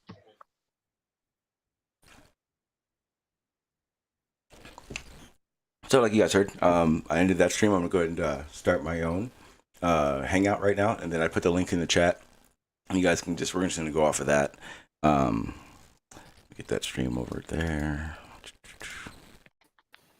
There we go. I think we should discuss the Conspiracy Cats Nathan Thompson debate. I think that was an important annihilation that we should talk about. I have no idea what you guys are talking. Okay, so let's get one thing straight. So now that we're back on we're streaming at. Hang on one sec. We're now streaming on my stream. So my Hangout. Okay, so here's the thing. I haven't been around for a week, so everyone, clue me in, hurry.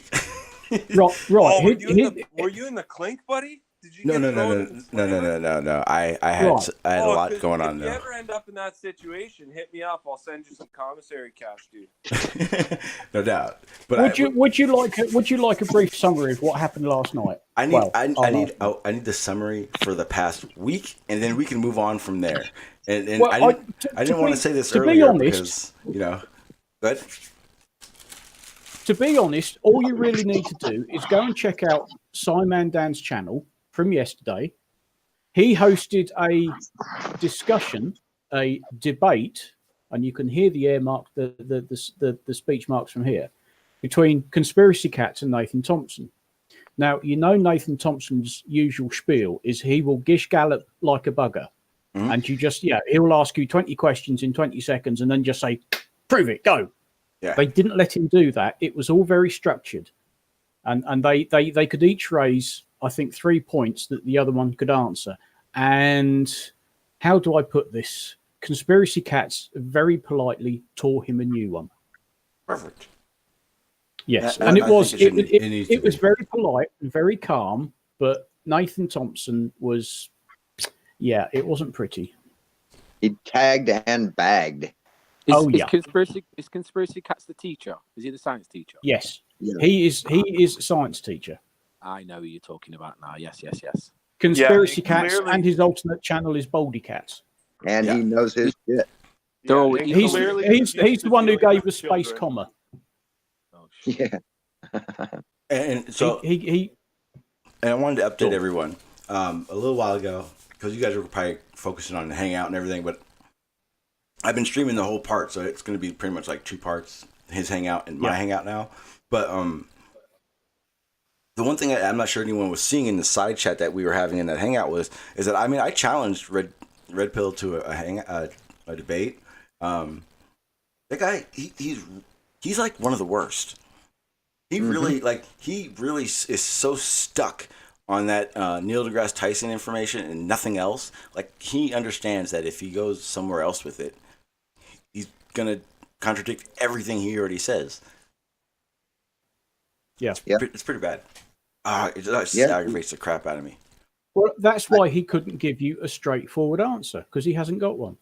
Right. I was talking, doing a live stream about him, and he came on the chat and said, I challenge you to a debate on Nathan Oakley's channel. I'm like, no, I don't debate on his channel. I won't debate on anyone's channel.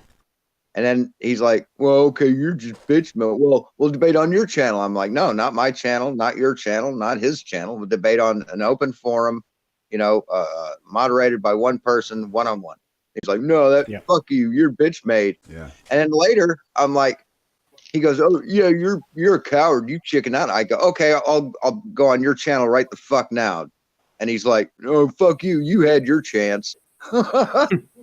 Yeah, it's all very childish, isn't it? Hawkins, you're a one trick pony. All you have is Polaris, and I make shit of you with Polaris any day. No, I've got Polaris, circular star trails, sundials, eclipses, equinoxes, the equatorial telescope mount. I've got more than one trick, dude.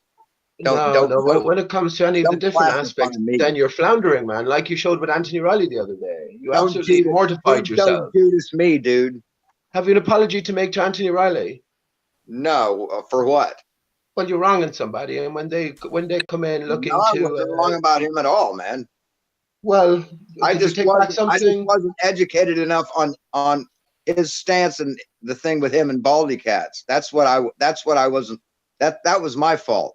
I should have known more about what he was saying about that percentage or that ratio to be able to go into it. So I went in cold and uneducated. So I'll own up to that. But right. So what else are you uneducated? What else are you uneducated about? He's a lying piece of shit is what he is. I'm not defending him, but I'm saying what else are you uneducated about? Well, a lot of stuff, but the stuff that I do speak, I am educated on. I don't come in passionate. Yeah, you're so passionate about this, aren't you? Yeah, absolutely, because I know I'm right. That's cool. Does Lucy in the Sky with Diamonds mean anything to you or anyone else here? Yeah, it was a picture drawn by Julian Lennon that pictured everything that he wrote about. And then other people could also say that he meant to say it was a reference to LSD because they had just gotten back from India and studying with Maharishi, and they also had met with Bob, or who was it? The LSD guru, and they were into LSD and all that mind expansion. Yeah, sure. So, yeah, it's just a mixed bag, but it's nothing. All very mundane. Hang on, Sean. All very mundane references, right? Give you any deeper significance here? Of course, we know the Beatles were a flat Earth band. So what if Lucy represented the sun? And of course, that is the reference that is being made. So what might it mean that the sun is in the sky with diamonds? How could the sun sparkle with diamonds? The Beatles were a flat Earth band. All right, whatever. Yeah, the Beatles were sure a flat Earth band. Fool on the hill sees the sun going down, while the eyes in his head see the world going round. That's a new one. Pete, That's a did new you one? come up with your own? The Beatles were a flat Earth band. Yeah, All these that's a bands new are one. flat Earth bands. They all know this. You gotta hand it to him. He's invented. A mule kicked me in the head. Now I'm a flat earther and I don't know why. Hey, did you ever hear of Ringo Starr? Ringo Starkey was listed on the White Album. Ringo Starkus. Yeah, exactly. Ringo Starkey, George Harrison. Hey, Pete, Paul does was the my Beatle. name Robert Paul was mean the good? dodo, right? And John Lennon was the Christ-like figure.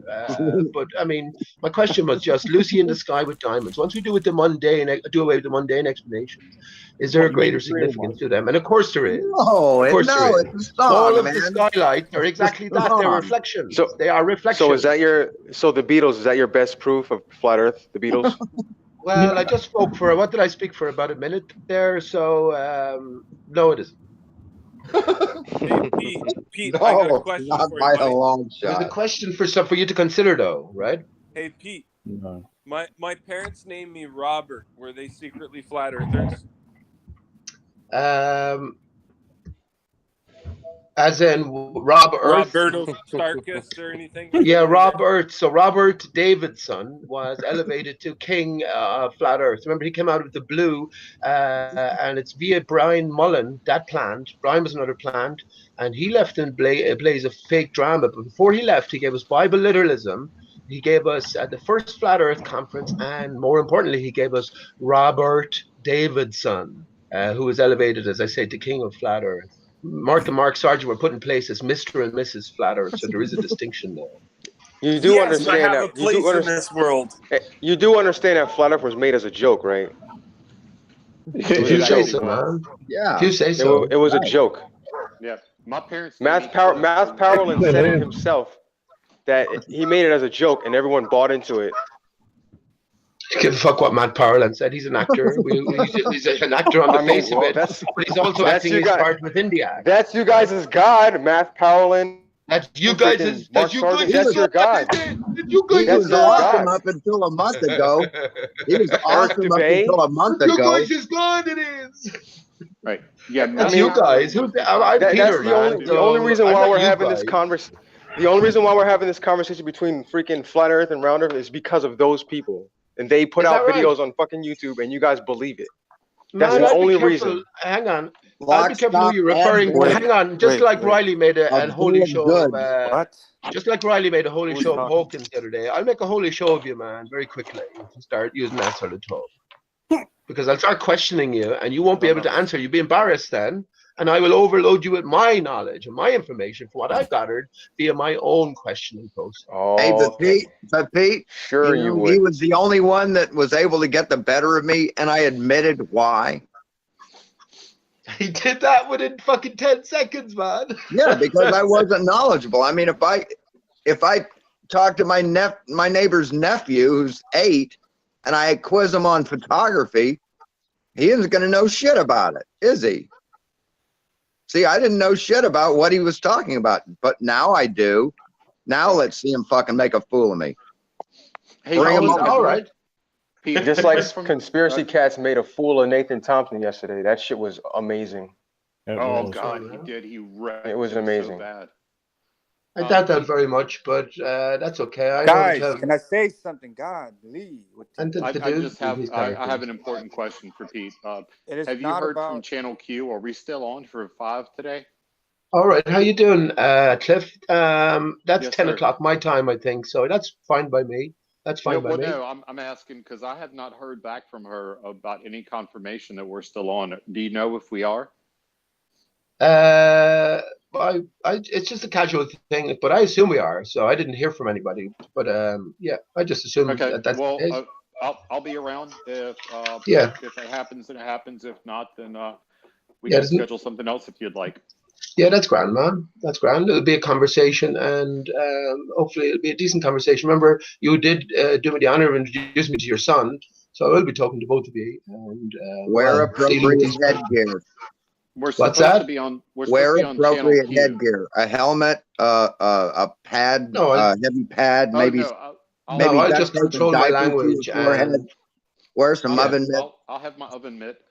Yeah, there you go. You got it. The mind of Manny had something to ask. Go ahead, Mind. Well, you guys like I talking. apologize for butting in on you. You guys do like talking a lot. I can see that. And you guys do like claiming. I heard someone make the claim that the only reason why flat Earth is a thing is because he stated the reason and then I missed it. What's the reason again? Math Powerland. Who's that? Math Powlin, Eric DeBay, Mark Sargent. How? So you think that in 2015, these guys just came out with the flat Earth sky Because they heard someone else talk about it. But here's they heard someone else talk about it. But here's the thing: I'll defend that because I didn't get any of my information from any of those guys at all. I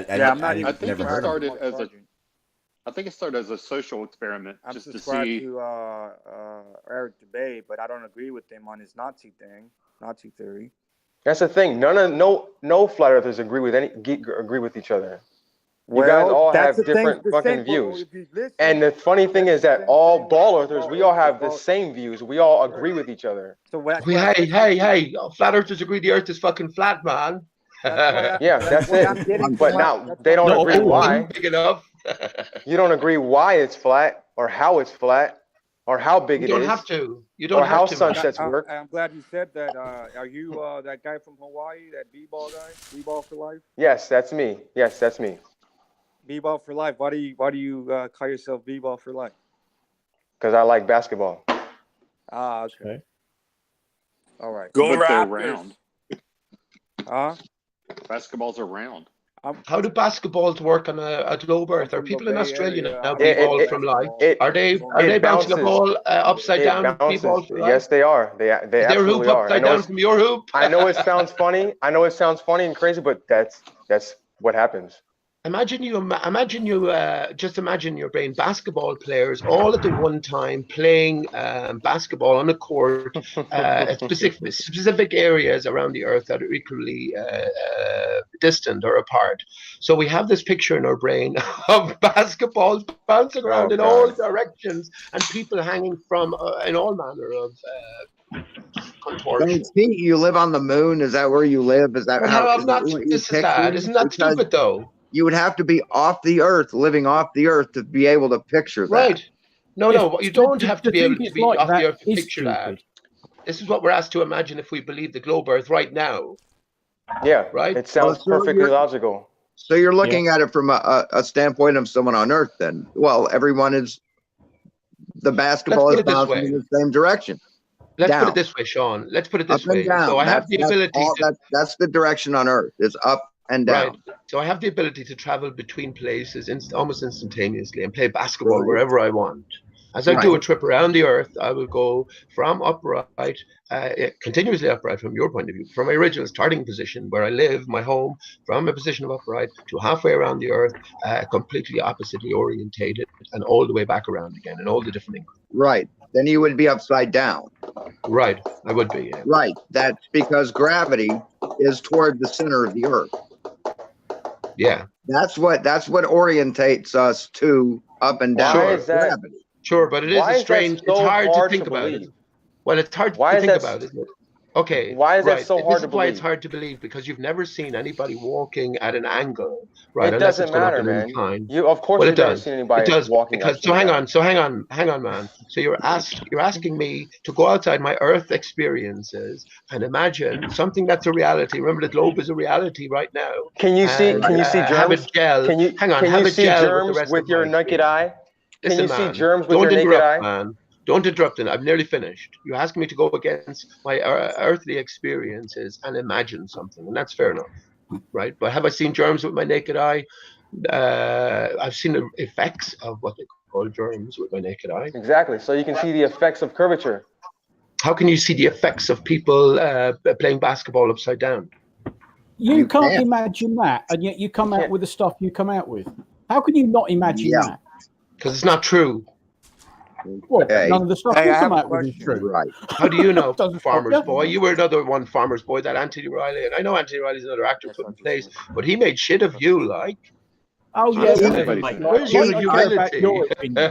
Hey, Pete, I asked you, is anything that you believe based in reality in any way? And you said no. No. Me? When did I? Yes, When did I ask you that? said that. I asked you that question point blank, and you said no. It's About what in everything you particular? believe is made up of whole cloth from the delusion that's in your head. I said that to you. When did I say that to you, man? I don't know, a couple of weeks ago on Jose's channel. I'm pretty You sure have I to find the remember that. context because everything I found out, I know is already pre-written, and it's more real than anything your system has ever thrown up. That's for absolute certain. So, but our system describes reality perfectly. Your Steve. description doesn't shit all. It does nothing. It's It does. fantasy. It absolutely does. We can Yeah, predict. you when understand sunrise nothing and about it. sunset is. Hi, We can predict not Hawkins. only when an eclipse is going to happen, but where you'll be able to see it, which is something that one guy can't do. That's that just observing patterns, right? So if you observe a pattern, you observe a pattern and you list it. The then you global will model be able does. to, right? It predicts reality perfectly. No, it is measured patterns. You understand the difference between Your prediction denial and blind prediction? is not a confirmation of fact, man. So how did the math develop then? Did it develop from observing patterns? Wow. Hey, B-ball for life. I got a quick question for you. What's is up? there a chance of B-ball parole, or is this just life without parole? Wait, what? Wait, say again? Is there a chance of B-ball parole, or is it just B-ball for life? Oh, I get it. No, it's for life, man. It's for life. Shit, man. Forever. All right, you know what? Infinity. Just get hardcore. You know? Hey, punch the first guy you see. We gotta send him some cash for choni bars, poor bugger. Yeah, can we put money on your commissary? Absolutely. Feel free to PayPal me. Just hit my YouTube channel, and PayPal me. I'm trying to reach Antarctica. Cool. Nice. You know what I think is funny is people like, I saw a bumper sticker that says, I do sports, not drugs, like saying that sports is better. Sports don't do drugs. Yeah, but Sports is the best people medicine. have quit drugs. Why not do both at the same time? It'd be way more fun. People have quit drugs. I mean, nobody quit sports. I'm sorry. Sports are way more addictive than crack. Anyway, this is true. Yeah, my brother used to memorize. Shit, what was that magazine? Now I'm blanking on it. Sports Illustrated. He would memorize those. What, Sports Stat? The Sports Illustrated magazine. Remember that from the 90s? Yeah. Yeah. He had a subscription and he would memorize it. Jesus. Wow. Yeah, it was ridiculous. My dad used to be able to pop off stats of baseball games. Yeah, I'm not a big sports fan, but listening to baseball on the radio is more boring than watching golf. I'm sorry. Yeah, and old men used to just stand in their garage and listen to the baseball games. Yeah, when my dad grew up, they didn't have TVs, so that's how they got their sports. Is they had to picture it. So I mean, they had way more imagination than we ever did. It's bread and circuses. It's bread and circuses, dude. You're given enough to eat, and you're given all of these different distractions, entertainments to keep you away from thinking about who you really are and where you really find yourself. What I'm saying is exercising, whether through sports or something or a different source, is the best medicine. Breathing. Breathe properly, Manny. Who's keeping us from knowing who we really are? Who is keeping me from knowing who I am? Who are you, man? Who are you? Are you an accident of chance? Is your life experience here? Is this singular in terms of everything that came before, in terms of how we view time, and non-existent, and everything that comes afterwards? Even though you'll still exist in an energy form, you'll have no cognizance of your prior experience here. Is that what you hold to be true, people? Yes. Is that what I hold to be? I hold to be true is what I see. I wake up every day. I see the world. This is all reality. You see the world. So how do you see it low birth? How do you see it low birth? If that's true, when have you experienced curvature? How do you see it? When you wake up every day. you look at pictures, whether you want to deny it or not. But that's not you what you see. You're looking at something else then, man, right? You're bringing something outside of yourself. So, of course, when you're on the surface of the Earth, I mean, of course it looks flat. Of course. Because you're freaking so damn small. And the Earth is fucking huge. Okay? But if you look at the actual details, you will see that the Earth is not freaking flat. Look at my picture. Look at my picture. How does that moon have that curve on it if it's not a fucking sphere? Yeah. How is that? This is an actual picture. This is an actual picture of the moon. This is the actual picture of the moon. How does that have a curve on it? Yeah. Right. Don't worry. It's not a sharp curve, man. It's not a sharp curve. Hang on. It's not a sharp curve, is it? It's a flat disc would not be able to make that shape. Have you seen? Do you know who Master P is? Have you heard of Master P? Yeah, we've heard of Master P. Look at his video on his explanation of the moon, and you'll see that there's different ways of explaining what we're seeing. Yeah, because he's definitely he's an artist. Somebody to listen to. He's an artist. You're talking to someone who knows what the moon is, man. With Masterpiece, he kind of runs the same thing as Bro Sanchez, and I'm sorry, their explanation for the moon and how things work is it's just they don't understand it.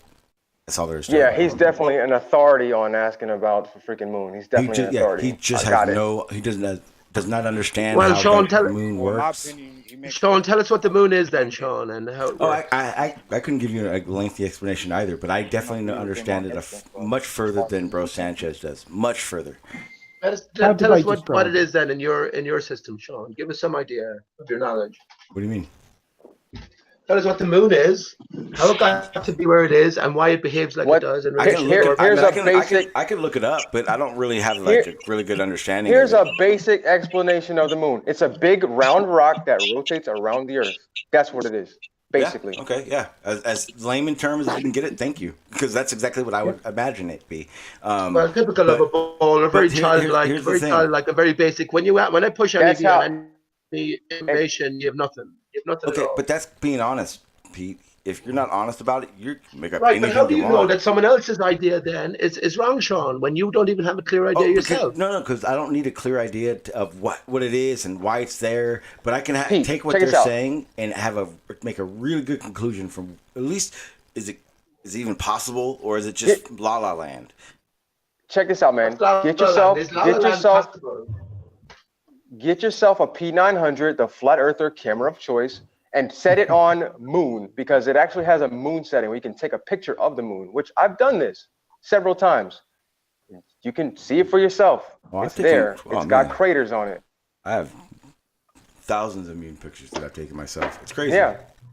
Plus, Holland has it's beautiful. pictures of the moon. So hey, now that you're talking about the moon. Well, hang on. Because you're talking about the moon, am I the first to figure out what the moon is? Am I the first to say that all the craters that you're looking at are an expression of one crater alone? That's Aristarchus. The moon and all of the other sky luminaries or lights are exactly that.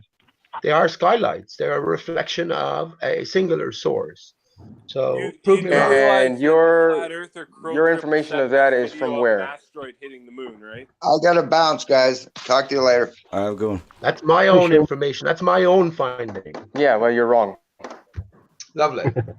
You're wrong. My Milky Way on the moon find destroyed all of astrophysics. Now I've extended well beyond that. Wait, what'd you say? My Milky Way, you didn't see that, Shawn. That was about 2 years ago now. My Milky Way on the moon find. So you know the swathe that we call the Milky Way in the night sky?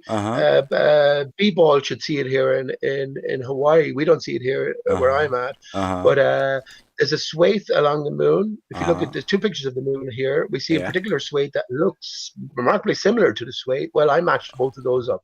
So one is like you might call one as the pattern and another as a pattern expressed, right, to the cardboard or whatever onto a wall.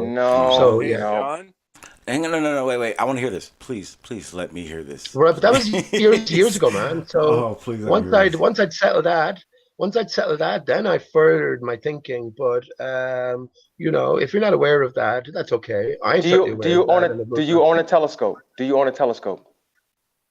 An actual telescope. Okay, an actual one, as opposed to no. Why do I need to buy one, man?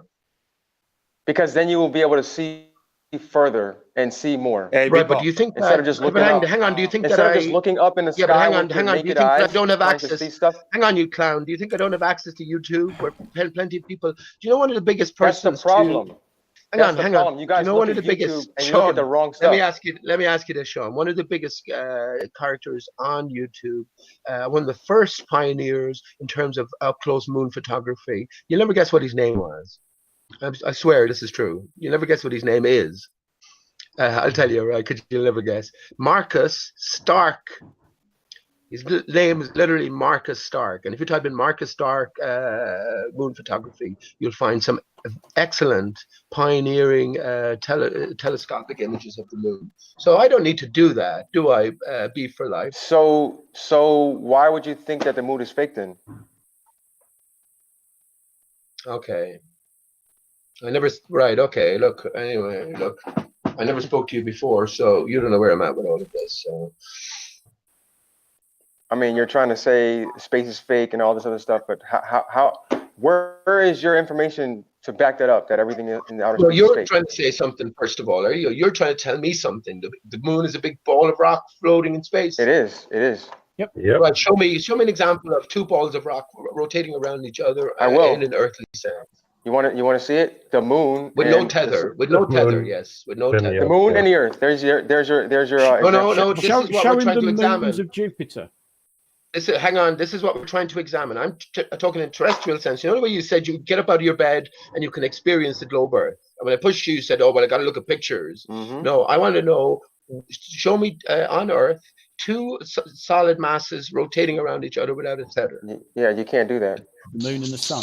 You can't do that. No. This is going into the area that we're trying to put forth an explanation for. So we have to leave that aside. If you're going to engage.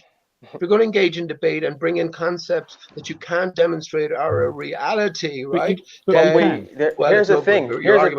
It's already demonstrated. I can't demonstrate freaking gravity to you. I can't demonstrate something orbiting something else. That's just stupid for you to even ask that. So it's just a belief of yours. It's a belief of yours. You should not believe people. Yeah, but hang on. Yeah, have you questioned? Sure, and I'm sure I have. But have you questioned? Absolutely, I have. Absolutely, I have. I've questioned it, but everything that I've looked at points towards what we already see. Pete, everything. Can you demonstrate water freezing inside my wood stove? Can I do what? Can you demonstrate water freezing inside my wood stove? I could do that. So I could go over to your place, into your wood stove in the height of winter, put a glass of water in there, and leave it alone. And it would freeze. And it would freeze if you live in a sufficiently cold area in winter. Okay, so there has to be certain conditions to make this. Well, if you turned your wood stove on, for instance, that would change everything up. Well, no, my wood stove's on. Can you freeze water inside? Oh well, you never specified that. You never specified that.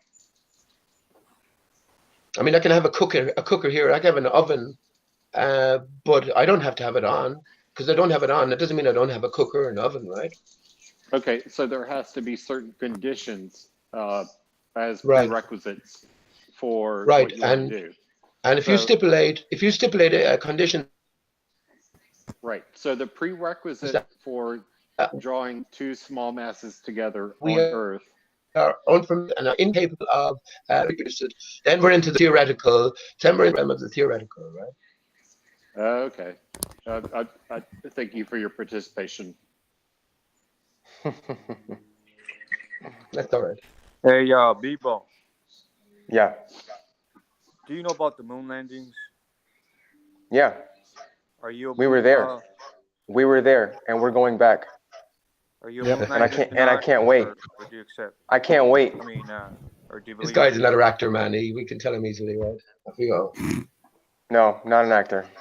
Who's we? I just believe. I know we've been. I know the astronauts have been there because one, they didn't have the technology to fake it back then. They didn't have the This guy just technology. reading from the No, script. they didn't. They didn't have the technology to fake it. And that's the answer why. As to And two, so that's why if you have a telescope, and you zoom in on the moon with a telescope, you can see the moon lander.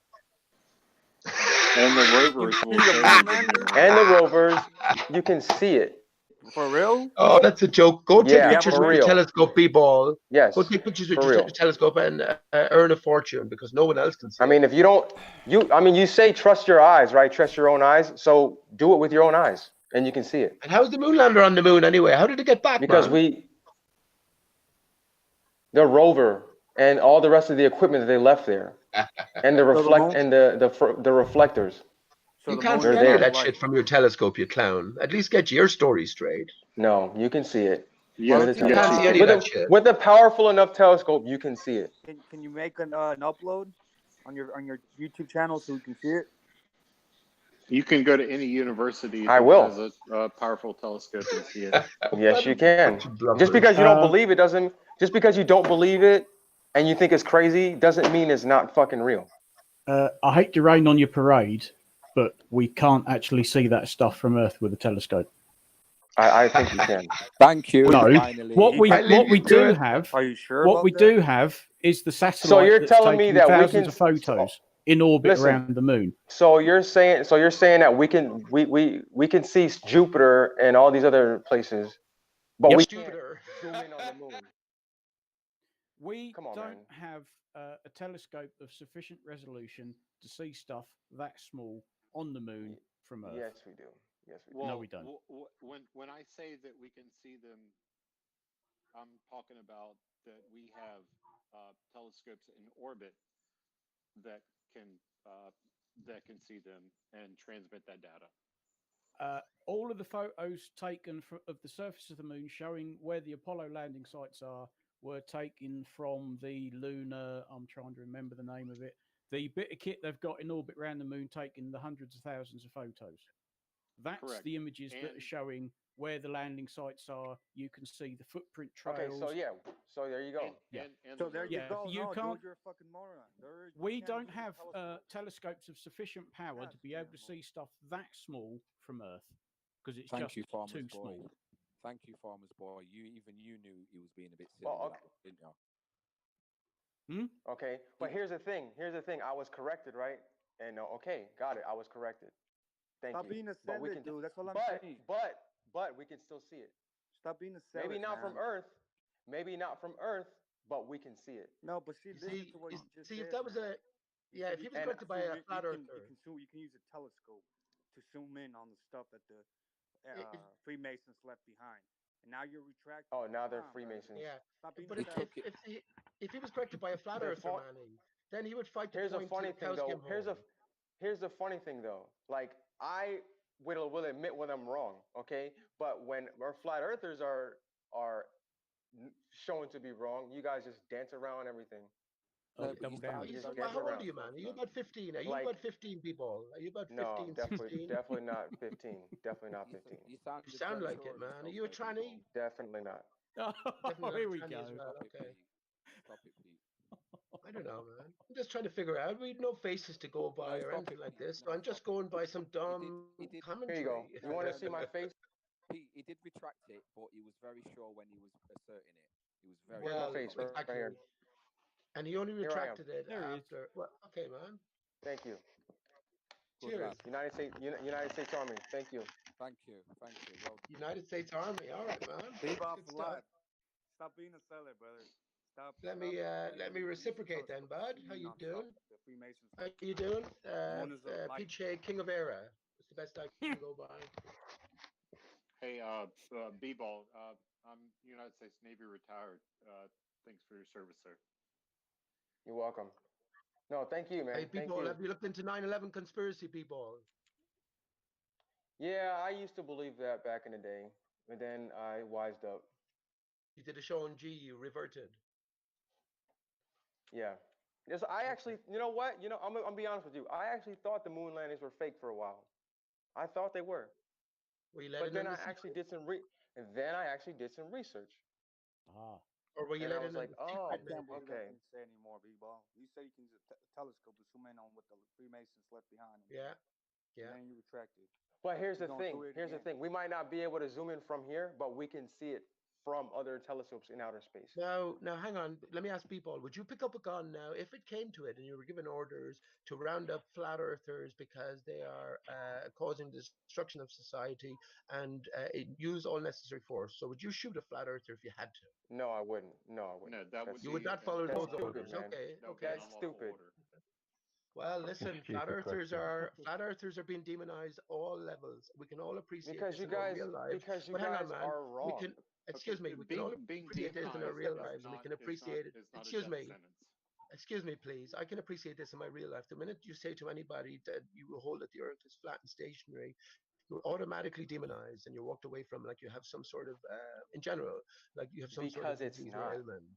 Now, I'm asking you, Because if it's things not. progress in the dark way that they seem to be, all of you ball earthers are blind to media hoaxes for some reason, and you carry the official story on everything. If things progress along this pathway, would you play your part in rounding up flat earthers, these dangers to society and all forward thinking?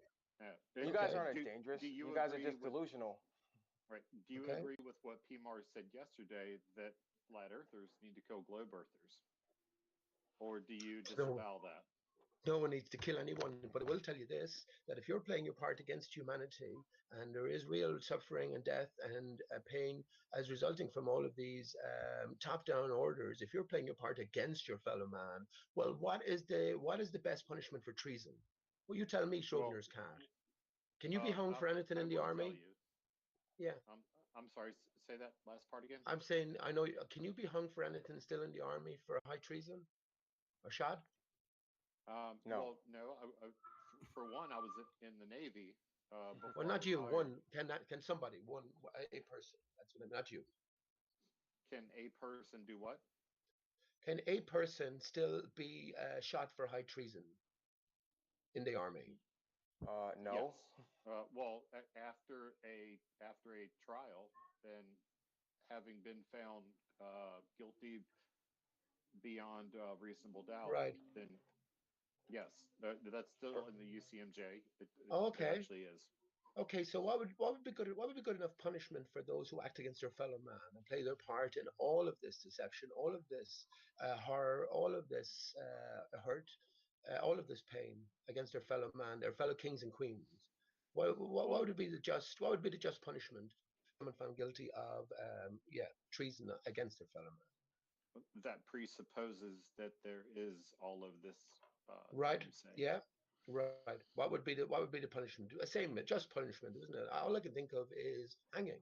If everything is as it seems with all of you crowd here, well, you have to be viewed as the enemies of mankind. And well, I wouldn't suggest hanging. I would make that judgment. But if I were to, I would have to be willing to pull that lever myself or to pull that trigger myself, wouldn't I?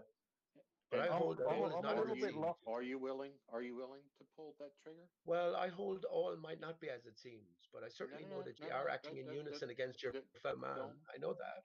Don't dodge the question. Would you be willing to pull that trigger? If I was going to make that judgment, yes, I would. All right. Thank you. Would you? Would you against your fellow man if you were in the army still and a case came up where you had to adjudicate? Would you, after delivering the death sentence, be willing to execute it?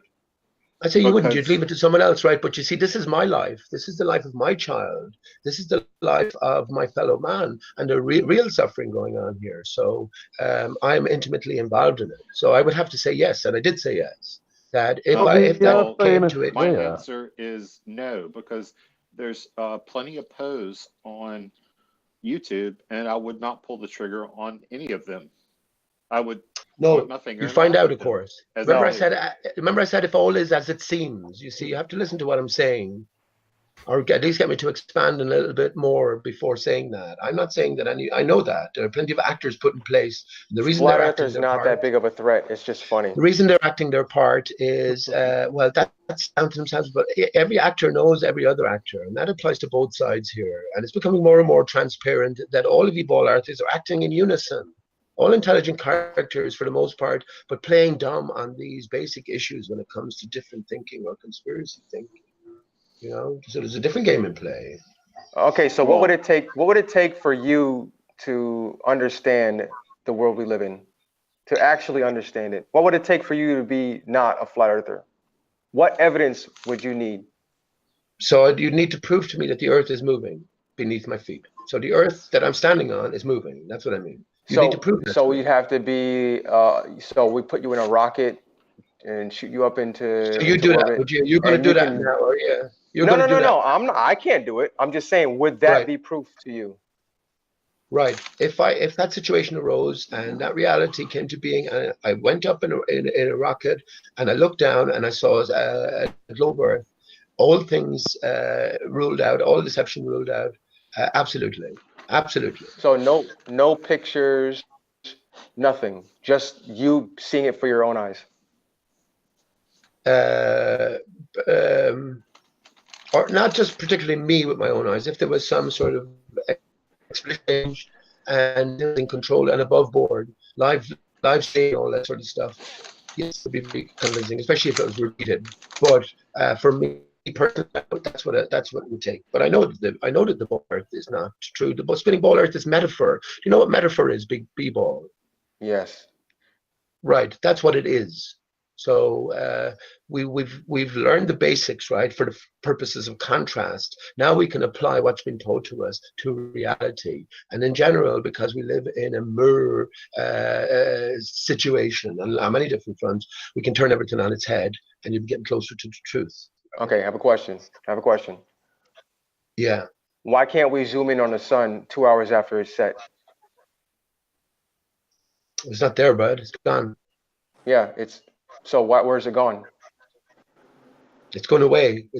And there's always going to be a limit to your ability to perceive anything.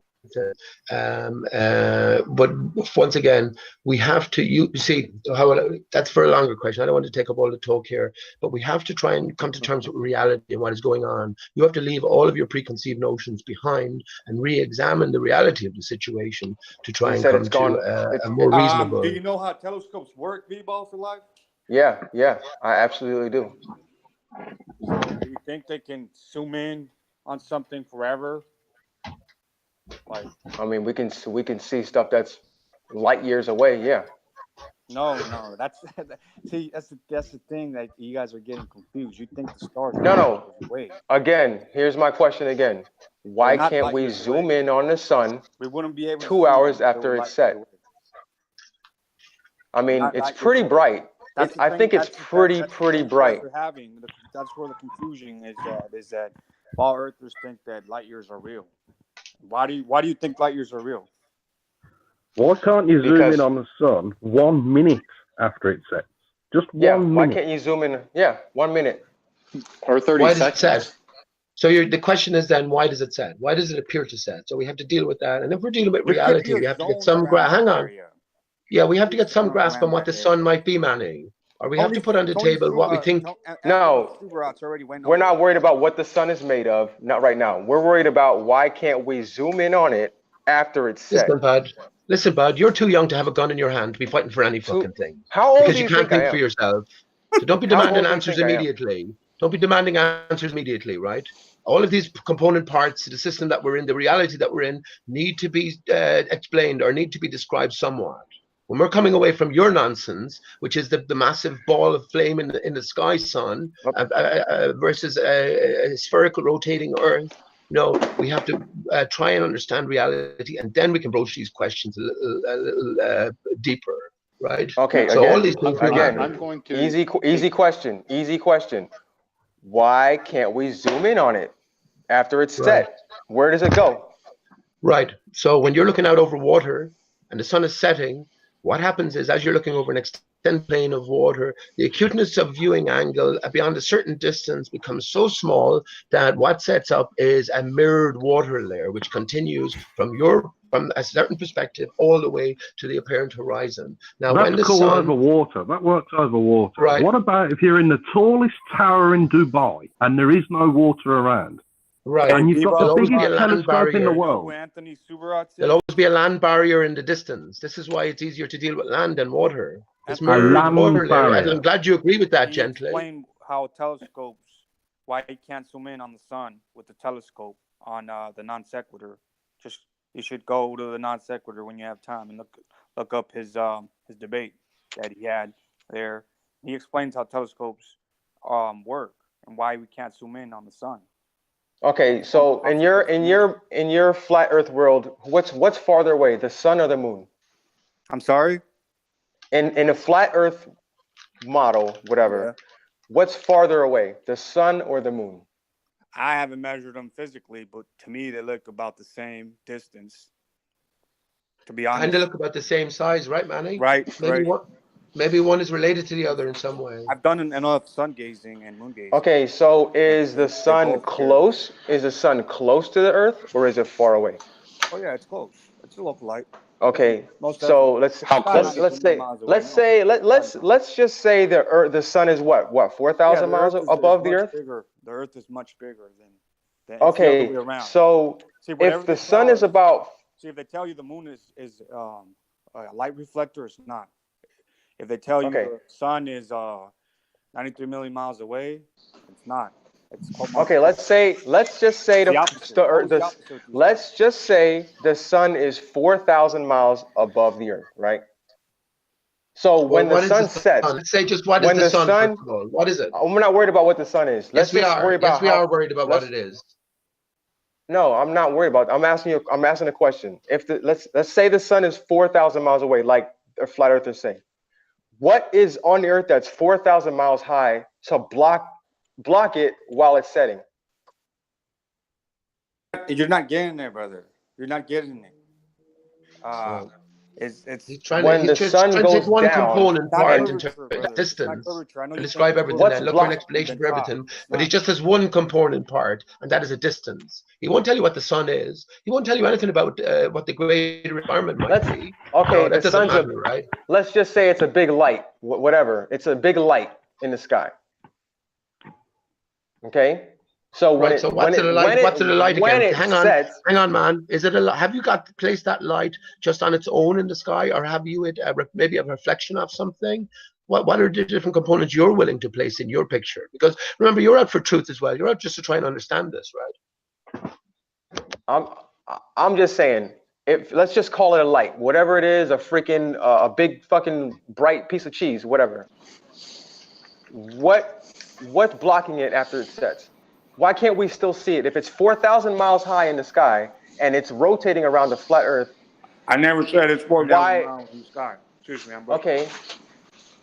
Okay, so how far many miles is it? And how did you determine that? That was the question. We can determine it really easy with trigonometry, except there is such an acute angle that we can't gauge its accurate distance from observation alone. We can only say that is more than many millions of miles away.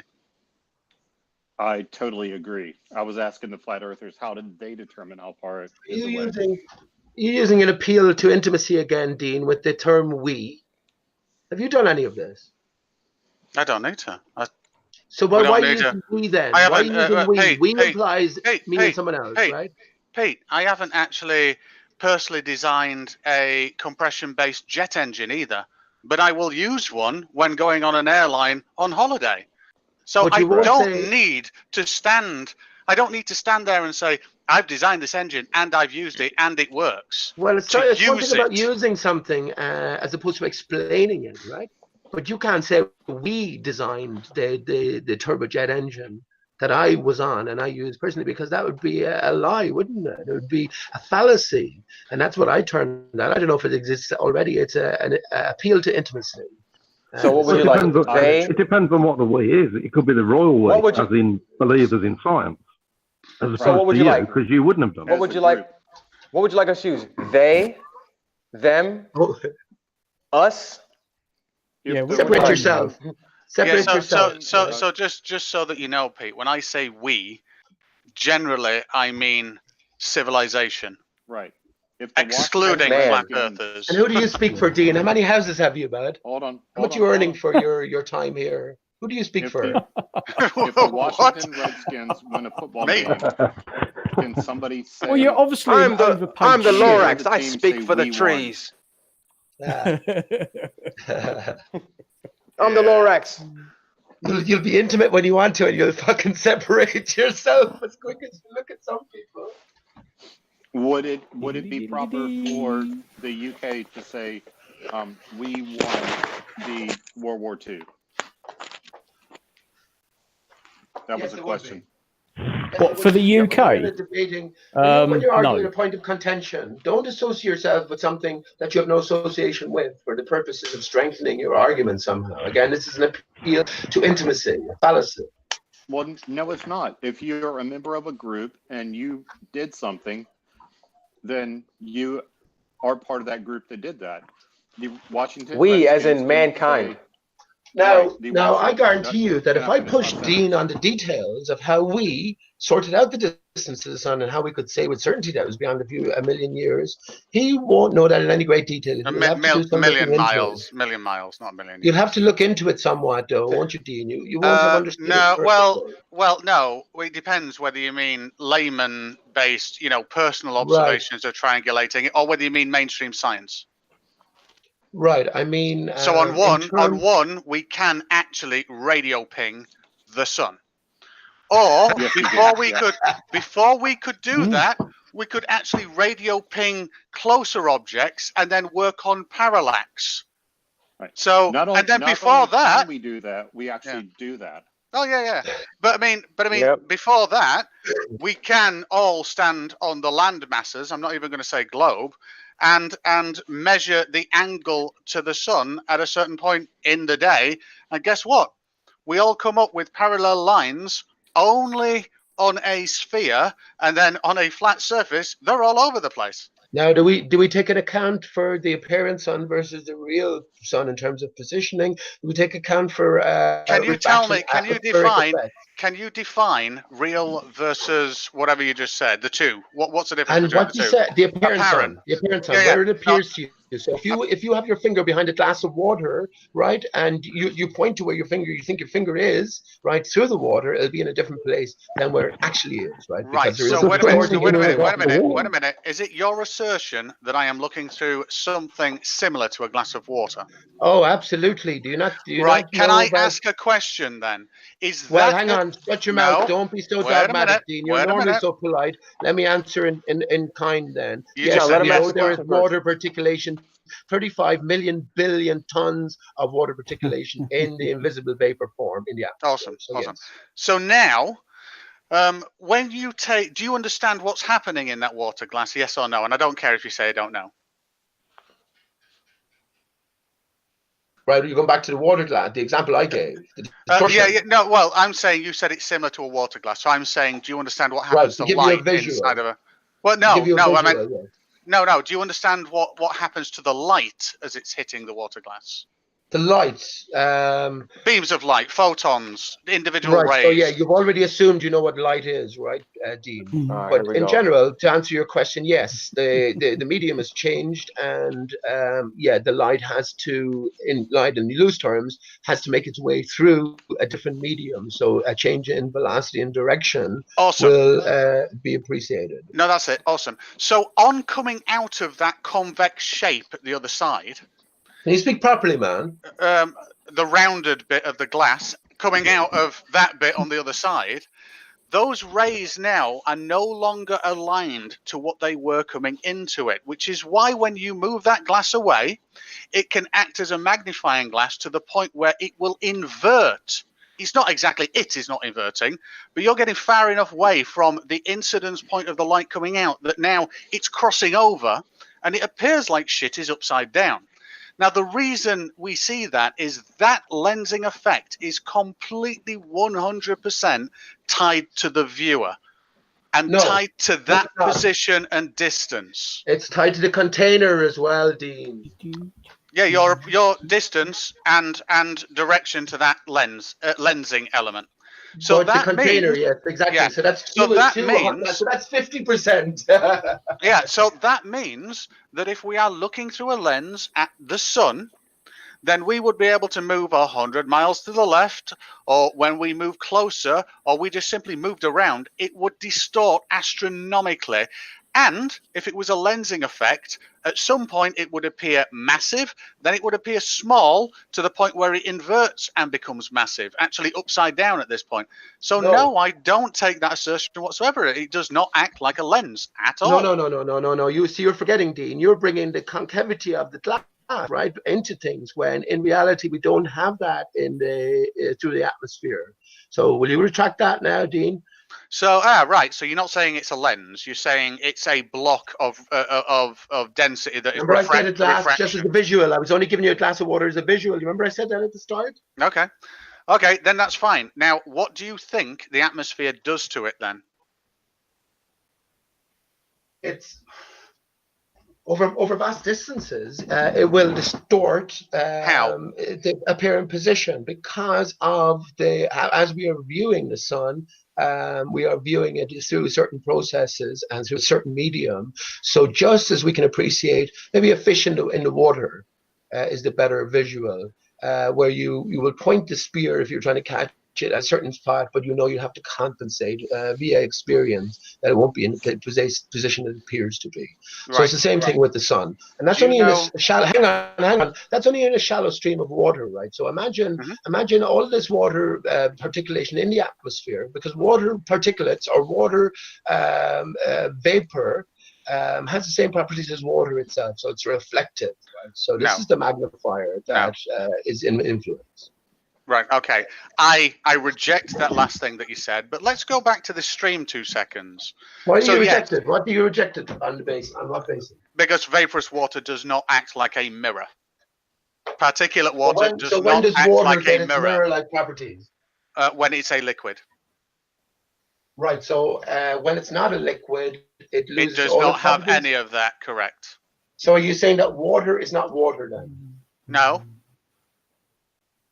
Okay. I'm saying the what you call water in a gaseous form or a vaporous form versus a liquid form have absolutely different optical properties, much like any other material that you can think of. But when we're viewing over such distances, right, in an accumulative fashion, who knows what will present itself. Now, you're aware of, say, the desert air, where you see the shimmering, or even a hot day in England or Ireland here, where you see the shimmering on the ground just above it, and it distorts what's beyond that it. That has nothing to do with water. But yes, it does. Yes, it does. You can't separate the water from the air, you see. If I take a cubic meter of air in my room here, and I say that it's composed of this amount of percentage water in terms of humidity, am I going to say that it's localized to a corner spot or something, or will I say it's distributed completely and I'm experiencing the whole lot as part of the whole lot? So, in the average atmospheric refraction, what is the fractional reduction of light speed in the atmosphere that's well known to us that we can calculate, Pete? Again, with the use of the term "we." Sorry, civilization. Are you talking about civilization? You represent civilization, Dean. How many houses do you have again? Bud? No, I'm part of it. Yeah. Well, are you talking about your view of the world, which is light is all emitting from the sun 100 million miles away through empty space? No, I'm talking about I'm talking about index of refraction and how that fractional reduction of light speed affects the standard atmosphere, which doesn't include water. You're talking about as it travels from the vacuum of space into the atmosphere, what level of distortion occurs or refraction occurs? Is it? Yeah. Now, if I put it to you, and you can argue the point if you want, but I put it to you that if there is any heavy refraction going on there besides standard refraction, which yes could actually offset it quite a bit in position, but it wouldn't be able to distort it enough to be suddenly gone based on certain conditions, because those conditions would never be a constant. If refraction is based off particulate density, could be one thing, heat is more a thing, and pressure is more a thing, along with wind. You can get these mirage effects and things, but they are never a constant. So the issue that I have is for you to say the sun doesn't change angular size and it moves away, but it remains constant. But these forces, like a cold weather front coming in or a warm weather front where there are massive pressure differential, don't affect it at all. But those are the things that affect refraction. I'm going to have to call bullshit, because we'd see something different when these things occur. Just like when people say, it's the same argument as when people say pressure causes weight. It's the relative pressure or relative density. Brilliant. So I don't have to go on a diet if a low pressure front comes in then. Nope, I still weigh the same. I'm still screwed. I still need to go on a diet. So when you're trying to be quantifiable. When you're trying to argue all of this, are you arguing from a fixed backdrop? So you're bringing all of the globe Earth heliocentric. No, I'm not. I don't even care about no, Pete. That's what's the biggest thing that you're trying to? Hang on. What's the biggest thing you're trying to understand? Because as you know, my thinking is my own thinking, Dean, and I'm more responding to what Schrodinger's cat said there in relation to the water in the atmosphere. But that's not why we don't see the sun at sunset. That's a factor as well. We have to take that into account. I actually think the water is less of a thing, but I mean, I do as well. The main thing for me is, or the main question for me is, when we look through atmospheric lensing, or lensing is a bad word, atmospheric refraction, heavy atmospheric refraction, where we can see lots of atmosphere. So when the sun is setting, we see it through lots of atmosphere. And it distorts, I'll give you that. And there's all this weird crap that happens. But I'm of the opinion that when we see that and we can say, well, hang about, that's not reality, because we know the sun, whatever it is and whatever shape it is, didn't suddenly turn to jelly or water at this point, because other people are seeing it solid. So I can say, well... So there's other factors involved and that you've yet to figure out, right, Dean? Well, on that circumstance. Hang on, let me ask you this, man. When so let's say we have the ability to travel directly upwards now, day or nighttime, directly upwards. When I get to a certain point, do I behold the brilliance of the night sky or the sky as is beyond when the sun, especially goes behind me or goes to nighttime where I'm at? Do I get to behold the brilliance of the night sky or the universal sky, or what happens? What's the situation? I don't know. I can only speculate. I'll tell you what I've seen on the. No, well, you're not curious. Have you ever sat down? Oh no. Well, okay, Pete. Well, my Apple 4K TV has some lovely 4K footage from the ISS that shows the transit from night to daytime as it's going round, and it shows automatic exposure happening on the camera and digital ISO enhancement, which suddenly, when it passes from light to dark, brings the stars into view, and it's fantastic. I love it. That's so what I'm talking about with the visual eye, with the eye, right? Our eyes no different, except we've got a lot more. We've got more latitude in dynamic range of our sensors than a camera has. So we can see the stars from the ground. So as I travel up and leave the Earth's atmosphere, what should I expect to see? What would you expect to see when you're looking into the emptiness of space, away from, let's say, the moon or the sun? What should you expect to see, Dean? This is the point. Is getting back to the earlier point now, but. Okay, well, I'd expect to see. I'd love this, by the way, but I'd expect to see stars surrounded with faint portrayals of gaseous kind of flows within it, and depending on which way that I'm looking. Now, I went in Lincoln. I can't do it here where I am in Milton Keynes or anything, but in Lincoln, where there's not a lot of light pollution, I wanted to go there and on clear nights, probably around winter, look up, because apparently you can see this same thing, but I can't see it where I am at the moment. But I imagine that if I went straight up, got myself away from the daylight, got myself away from light pollution, that's what I'd say. So if you were in space, wouldn't it depend on if you could get on the other side of the Earth blocking the sun, then yes, you would see the magnificence of the Milky Way, but that would be hard to do, because as you get farther from the Earth, then you wouldn't be blocking the Earth as much because of the angles. Well, it's just that if you're relying on the testimony of people who've actually been there, left this Earth's atmosphere, it's contradictory We have sometimes it's a glaring brightness, and other times then it's a blackness, and other times it wasn't worth noticing, and other times it was mesmerizing. So this is what I was asking Dean. Because of what I just said. We've heard. We can't hang on. Let me just say ourselves. This is what we can do. The next thing we can do, rather than doing it ourselves. Your mom was asking me about a telescope. We don't really need a telescope to be able to see what a telescope can see. You know what I mean? This is where YouTube. This is where we're given all these facilities. But Pete, really quickly, because I actually do find you interesting and your chain of thought interesting, and I want you to look at a video that I'm going to send you. But it's not what you think. Oh, I don't know. You might have seen it. It's by a well, it's called Science Saved My Soul. But it's kind of it's kind of interesting. I've just posted it in the side chat if you've got access to that. My point is, hang on. My point is, look, this is what we can do then, is we can look at amateur efforts at sending high altitude balloons, right? We can't go to Neal because, again, the official story is full of contradictions. You would know what to expect. We know that the images presented are problematic, right? So we can go to amateur balloon footages and we can see what happens when you send up a balloon. Do the stars tend to diminish at night or not? I said they do. So this comes back to the nature of light again. And this is why it's so important for you. Just because you can take one part of something in terms of refraction there, or this water particulation in the atmosphere having an effect, and you can understand that part, but you can't understand the greater picture. Well, that's only because you haven't tried, right, Dean? Or maybe you already know, but you haven't tried to separate the picture that you already bring in with you from whatever other picture is trying to be painted. And that's the difficulty.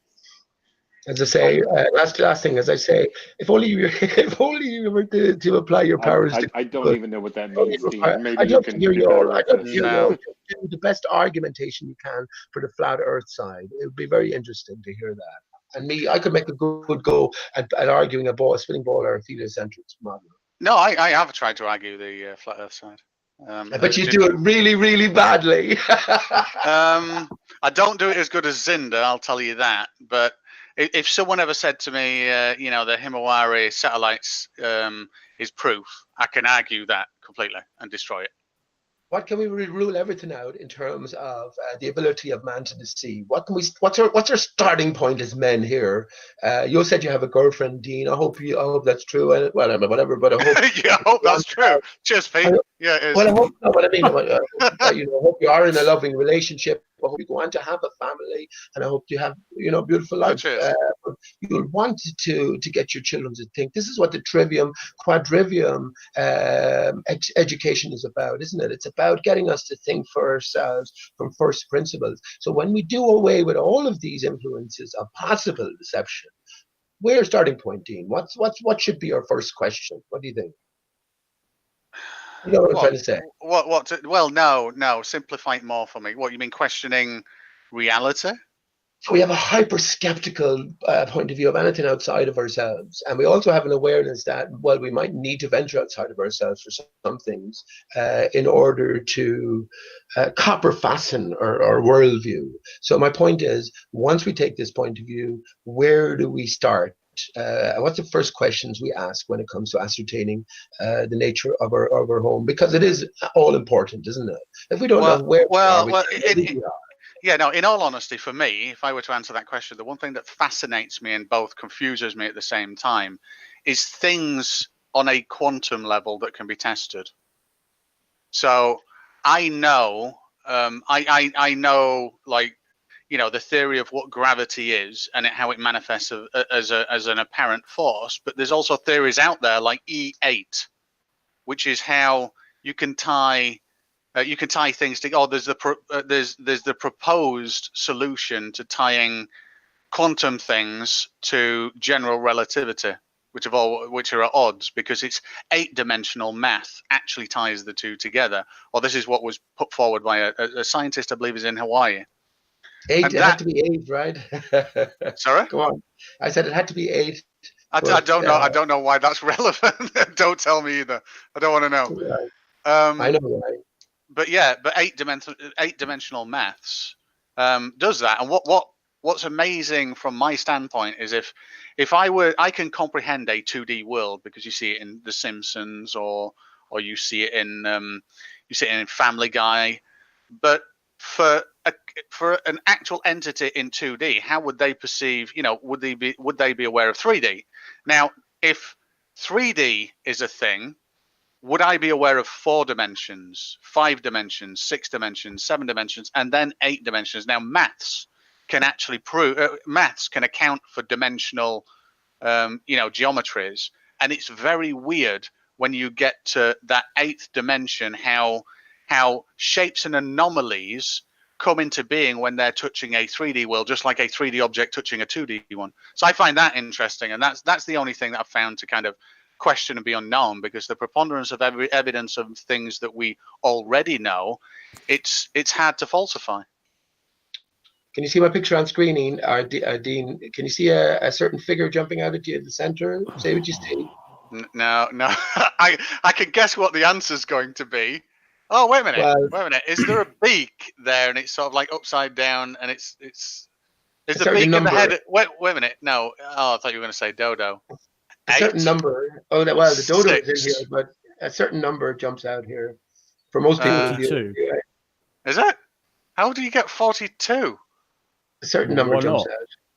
Why not? Okay. Come on. Someone in the panel fucking shout out what you see. Say what you see. Say what you see. Nobody. It's catchphrase, isn't it? This is Yeah, Aaron. Why is nobody? Well, here we have the 8 in the center. The 8 is the twisted 0. So like Himawari, 8 is H8. H is the 8th letter. So there we have 8, 8. 8 has a very certain significance in all of this. But that's just a by the way. That's our start. That's our start. By the way, behold the universe. You see this pattern here.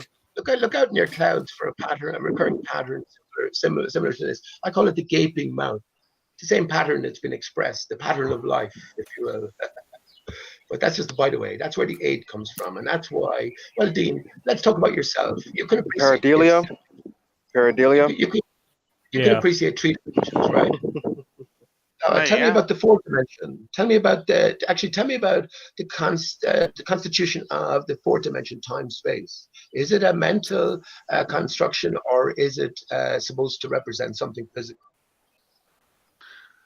No, well, the E8 thing that I mentioned was 8-dimensional geometry, not treating the 4th dimension as time. I know that, and as I said, how far if we leave out time or space time, then how can we see beyond 3 dimensions, right? We cannot within our fabric of reality. We cannot perceive or see that. We only see, or the theory is we only see 4-dimensional things manifest in our 3-dimensional world, and we find them hard to explain. But just as in the 4th dimension, things doing 8 dimensions to 7, 7 to 6, 6 to 5, all these things going down the tree to end up in 3D, the 3rd dimension, then it's incredibly hard for us to comprehend unless we start applying multi-dimensional math to them. And this is me just basically looking into it and looking at a paper and looking at the theory of E8. This is not an authority that I've read that I'd say, hey, this is definite. It's just a theory. But it's interesting. But it's interesting. We can appreciate 2 things, and let's see what you make it as. 2 dimensions, which is the 3 dimensions, or the 3D and 0D. Sorry, I didn't say that quite right. We can appreciate 2 dimensions, which is the 3 dimension and the 0D. So 3 and 0D. Do you understand how we can appreciate 3D, for instance? What would 0D be? Right. So how do you get to 0D? Right. Well, I'll let you know now. I'll let you know. Well, yeah, we can appreciate 3 dimensions, right? Because this is about the countable. Anything you can count, anything of solidity has a dimension to it. So it can be gauged in volumic terms, or length, breadth, and height. So this is the 3-dimensional system that applies to that. But we also operate in the 0 dimension, which is the thought. Tell me the dimensions of your thought. Yeah, that's kind of what I thought about it. Yeah, exactly. So you can't tell me you can separate your thought from your word or your deed. You can't do that, right? So this means that we can appreciate the thought, which is the 0 dimension. So you can't dimensionalize it. But thought isn't in space-time. Well, are you in space-time? Are you in space-time, Cliff? Space-time. Not FaceTime. Yeah. Space-time. Are you on Earth? Earth is in space-time. You're in space-time.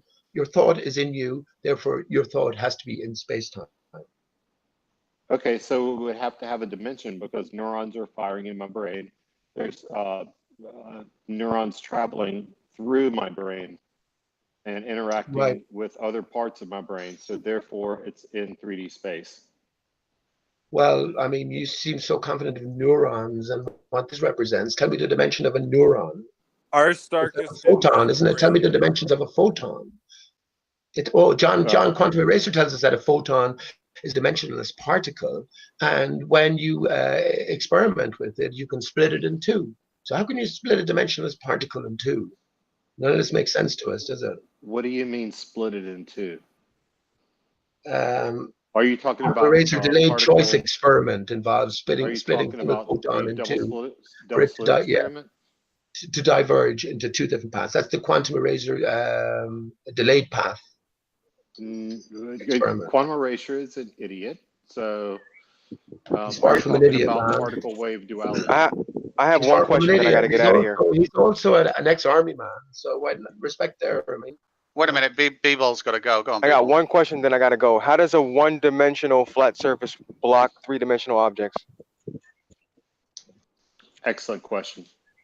Right. What do you mean by one-dimension surface?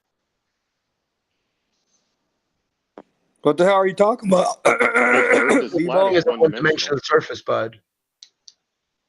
Are you talking about a two-dimensional layer of water or something? Which is in fact 3 dimensions, right? And you also assume that the sun is a 3-dimensional object. Is a shadow, is a light reflection, is your reflection in a mirror, is that a 3-dimensional object, would you say? No, you wouldn't, would you? But without you being that solidity, your reflection wouldn't exist. It's the same with the sun. We're dealing with reflections against a watery backdrop. What's all important when we consider these things is the nature and the contour of this reflective screen. If you have a planar screen, you're going to get a planar reflection. If you have a contoured convex screen, you're going to get a similar, and likewise with a concave. Yeah, except the reflection part of it means that it would change dramatically based on our observation angle, and it doesn't. No. See, this is where it comes back to the nature of light. We've been told that light has this duality, this particle wave duality to it. This is where they combine the 3D and the 0D. See, this is what I'm talking about. It all being metaphor and symbolic. There is no we have energies. Let me just finish this. We have energies being broadcast, and we get to see them, perceive them via interactions of these energies and the atmosphere, right? Which more particularly is the water within the reflective water particulation within the atmosphere. This is how we see, right? When we experience light and heat from the sun, these are not something intricate to the sun itself. The sun is a reflection, but these are effects as opposed to within the source itself. Once we understand that, then, Dean, you know that you can do? We can account for these anomalies that you. Jesus. Yeah. Sorry, man. Off you go. You can do the double split. You can do the double slit experiment yourself. I did it, man. Did it in university. Pretty sure. I did in school as well. And what did you conclude? Well, at the time, this is all, look, you're told at the very outset, if you think you understand quantum mechanics, you don't understand quantum mechanics. So no matter what you're being told, I know that. Yeah, right. So this is the double thing that we're faced with now. I'd like to re-examine, not that I'd like to, if I had the mind to, I would definitely rethink what might be going on in terms of my own current thinking as to what light is. All light is an effect. Visible light is an effect. We have the source energies being reflected back at us, and it's through the interaction, as I say, it's water everywhere, that we do experience these effects as light and heat, more particularly from the sun, but from the moon also, and from every other body in inverted commas. Look at a star. Look at a star through your telescope, Big B. I mean, for all the world, sure, let people tell you it's out of focus. Try to get as focused as you can. For all the world, it looks like, a star in water, which is astronomer, or astronaut. Pete, really quickly, I'll drop that link in the side chat. It's nothing to do with flat Earth. I'd just like your take on it and what the guy's saying, because you remind me of him. So, okay. So don't watch it. I'm not interested in now. I meant just watch it later. I mean, these are all interesting areas to consider, right? Oh no, his thought process. I want you to, like I say, it's not a leading thought process. It's an observation of someone that thought about something and then changed. And it's not. There's no agenda behind it. I'm just saying I'd like your take on that video. That's fine. I can't be led and said and led by anybody at this stage. But yeah, you can open your mind to all manner of possibilities. Who knows? You might even come out with some truth in your hands. Well, I looked at. I'm still waiting for NASA photos that are obviously fake, that NASA have said, hey, these are real, and I can look at them and go, hang about, they're fake. And someone's given me one, but I've not found NASA say this is a real image, but I found it to be fake. Now, I'm pretty sure it came from the NASA website, but no one said, oh, look here, they claim it to be true, which is a shame because I'd be really interested in that. So have you been on sites like Jim Mars? Now, I should imagine, because you've been interested in these visual arts, someone like Jim Mars would be a great interest to you, and he does some really intricate. Now, of course, I'm not vouching for him. He's another plant or gatekeeper, but he does some really intricate. Or who's another? John Lear is another one who does some really intricate examination of photographs, and undisputably points out fakery in. All of them, you see. It can't just be some of them as well, because if we're dealing with a fake setting for, for instance, the moon landings, well, then all of the images have to be fake, right? None of them can be real. So, I mean, why haven't you spent any time at these sites, Dean? Because I don't want someone pointed me to a video, and it might have been that guy, it might have been someone else, where he went through and evaluated a load of things. I got 5 minutes into it, and he said something that I know in my heart and all my experience to be complete and utter bullshit, and I stopped watching. So I'd rather someone give me.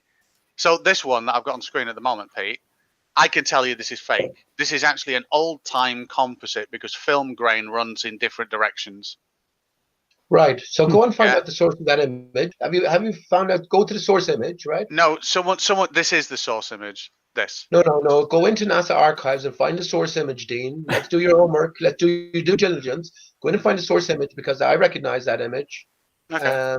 And find the source image and analyze that put that through the same process. Then this was someone gave me a link, and this was the source image from the archive, but I couldn't find any information of what NASA said about this image. So for me to say, yeah, NASA is faking stuff, I'd have to know that they purposefully put this out as being real, which I haven't found any evidence for. Now, but you found it from the NASA side, right? Yeah, no, someone gave me a link, and it was from nasa.gov, images.org, blah, blah, blah. But that doesn't come with information that says, hey, NASA put this out and said this about this image. It was just an image. So I don't know what NASA have said about this image. But whereas this one... They presented it on their site, and they're the main image deliverers for the moon imagery, right? Well, and someone put this out, and I think it was someone that was a photographic expert, and said, we can obviously see that, there's compositing here and all these blocks and things, and we can see this effect around the outside. And I think it was someone that claimed to be a photographic expert. And I'm just looking at him going, oh my God, you don't know how macro block compression works. Go away and leave me alone, and I'm never going to listen to you again. Because when someone makes a claim like that, and I know how a compression algorithm deals with the shapes, luminance, contrast, and color differences, and how it compresses it, and this is perfectly 100% legitimate and fine in doing that, and someone's saying this is obviously fake, and they're like, I can't take anything you say seriously anymore. Right, that's one guy then. So zoom back out, Dean, and what we're always looking for, and zoom back out, Dean, what we're always looking for here, right? I have to go back 5 or 6 years ago now, because I was really into this sort of stuff, and I developed a keen eye for what's going on, and I don't care to, but what we're always looking to identify is the distinction between the foreground and the background. So once we know that these are all fabricated, wherever they're fabricated, most likely in a massive. Well, wait a minute. That's an assertion. We've got to get to the point where they are fabricated because of X. No. So what we're actually looking for, not particularly in this image, but what we're looking for a melding point, where the background is blended in to the foreground. And if you look at the hills in the background there, we can assume that this is all photoshopped in. you know, or joined in using the technique. This was shot on film. Can I interject here quickly? I've been pretty quiet, but I'd like to interject on this point because I did touch base on this. I got into a conversation with JM Truth, who claims to be an expert on this. JM Truth. And he was telling me that he can use Photoshop to analyze NASA's images. So what I did is I took some of their images off of the official NASA website, and they're in JPEG format. So I would like to suggest to Pete that he researches JPEG compression and how the compression works with the JPEG file format, because what JPEG compression, how it works is it guesstimates things. So you can't take an image from NASA that's in JPEG format and start talking about how the background blends into the foreground, because that compression software is literally just guessing at what the next pixel should be like, because it's taking a very large file, trying to compress it into a smaller file, and the algorithm and the software literally just says, okay, well, you're going from white to black, so we're gonna guess at how that's gonna blend in. Like you can't forensically analyze a JPEG image at all. Yeah. It's impossible. Yeah, hang on, bud. Hey, Pete, before you go, I just want to say that Channel Q confirmed we are on for 5 p.m. Eastern Standard tonight. What's that, 3 hours away, man? That is, yes, that's 3 hours away. Yeah, that's grand. 10 Let's see. Yeah, Let's see there. Bring your big guns. Don't bring your chickens to a gunfight now, Cliff, okay? Yeah, I talked to Channel Q just a little while ago. She said it was going to be at 5 o'clock Eastern Standard Time, 2 o'clock Pacific Time. Yep. And then I'm going to stream before that, so at 12:30 or an hour and a half from now, I'll be streaming my normal stream. Go ahead, Pete. I'm not even going to prepare anything, right? Because I'll be aware, Cliff, that your son will be listening to this. So I'll be taking everything from a real, simple position, and I'll make my case from there. But it will be a conversation. I look forward to it. Yeah, no, I will be as polite as possible. You be yourself, man. That's all. That's all required.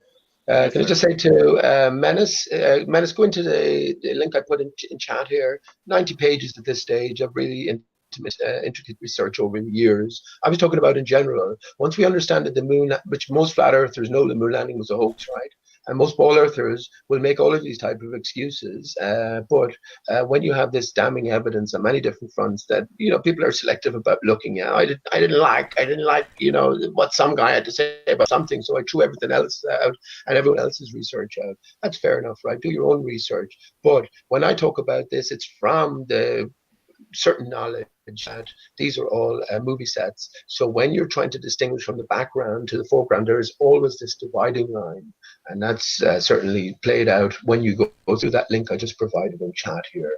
It's always recognizable for the most part. And that's where you can start to divide the fake and fabricated background from the foreground. What is it called? Front screen projection or back screen, whatever it is. Stanley Kubrick is credited with it. And don't get me talking on Stanley Kubrick.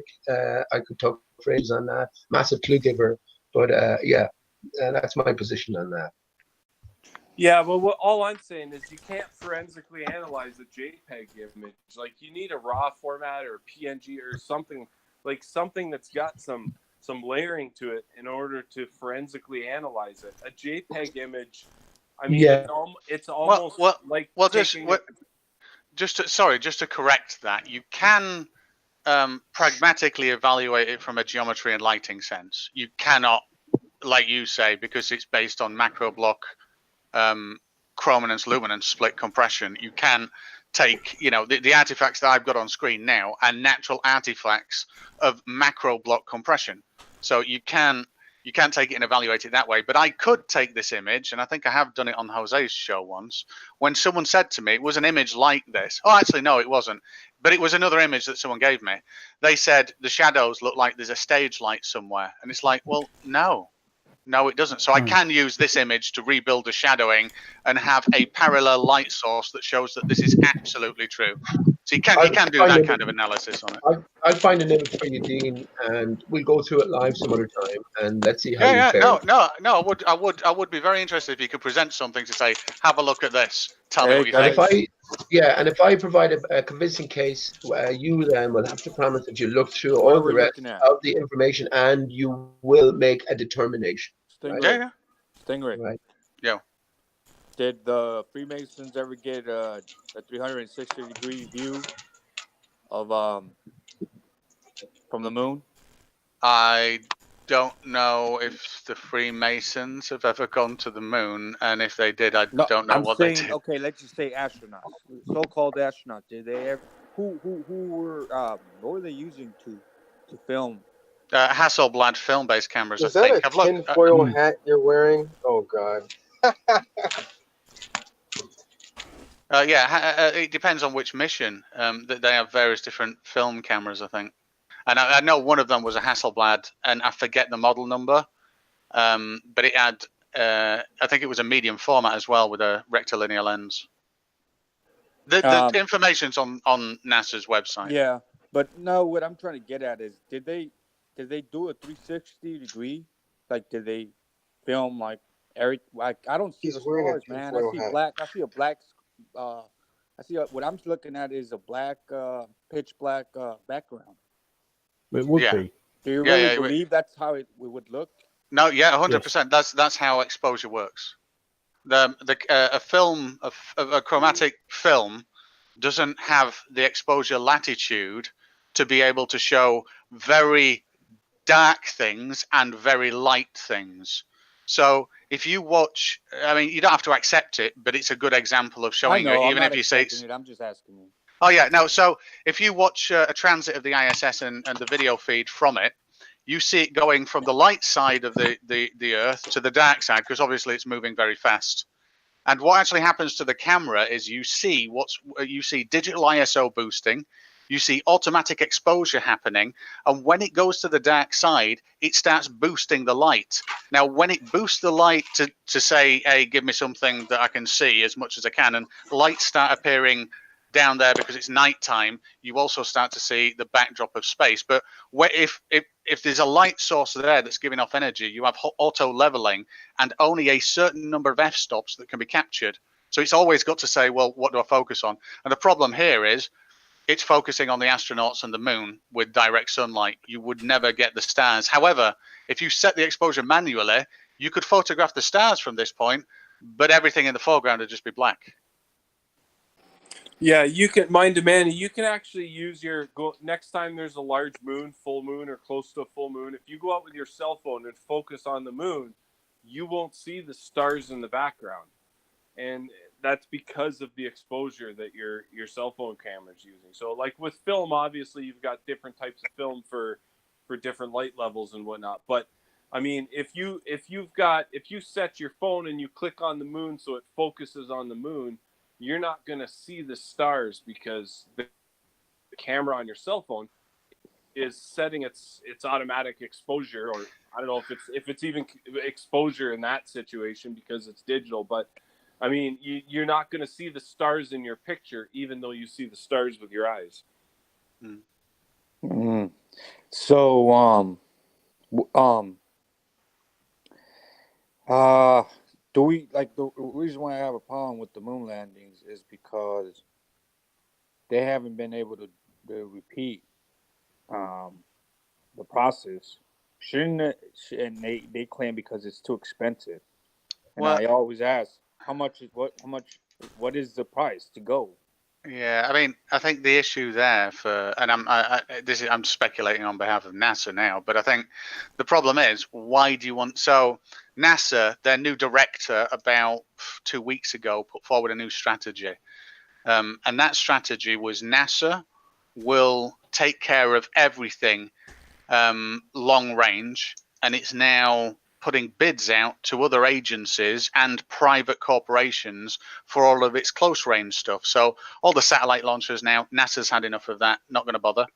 all the mid-range satellite and maintenance, NASA's not going to bother, but they are going to go back to the moon, and they're going to send more probes out into the solar system towards Mars. Okay, and so that. now that you said that they're going back to the moon, and you believe it 100%. Well, yeah, What because is the the what- reason. Well, let me just tell you this first. The reason for that, or the justification for it, is now there is a reason. That reason is to establish a moon base, much like the ISS, Hey guys, but on the moon. I hate to interrupt, but I'm going to end this stream so I can get ready for the normal stream that I have during the day. I just wanted to give everyone the opportunity to have a panel like Jose's. I'll keep this stream going, this hangout going, so you guys can continue on with your conversation. But just want to thank everyone for being in. Just wanted to make sure that everyone had that same platform that Jose usually runs during the day. Yeah, cool. No, thank you for that. Yep. Sean. Yeah. I got a link in the chat for my normal stream. That's going to be around 12:30, about an hour and a half from now. But I just want like I said, just want to give you guys that opportunity to get dig in and have your own little sesh going on. So, but I'll be on in about an hour and a half again. Cool. All right, guys.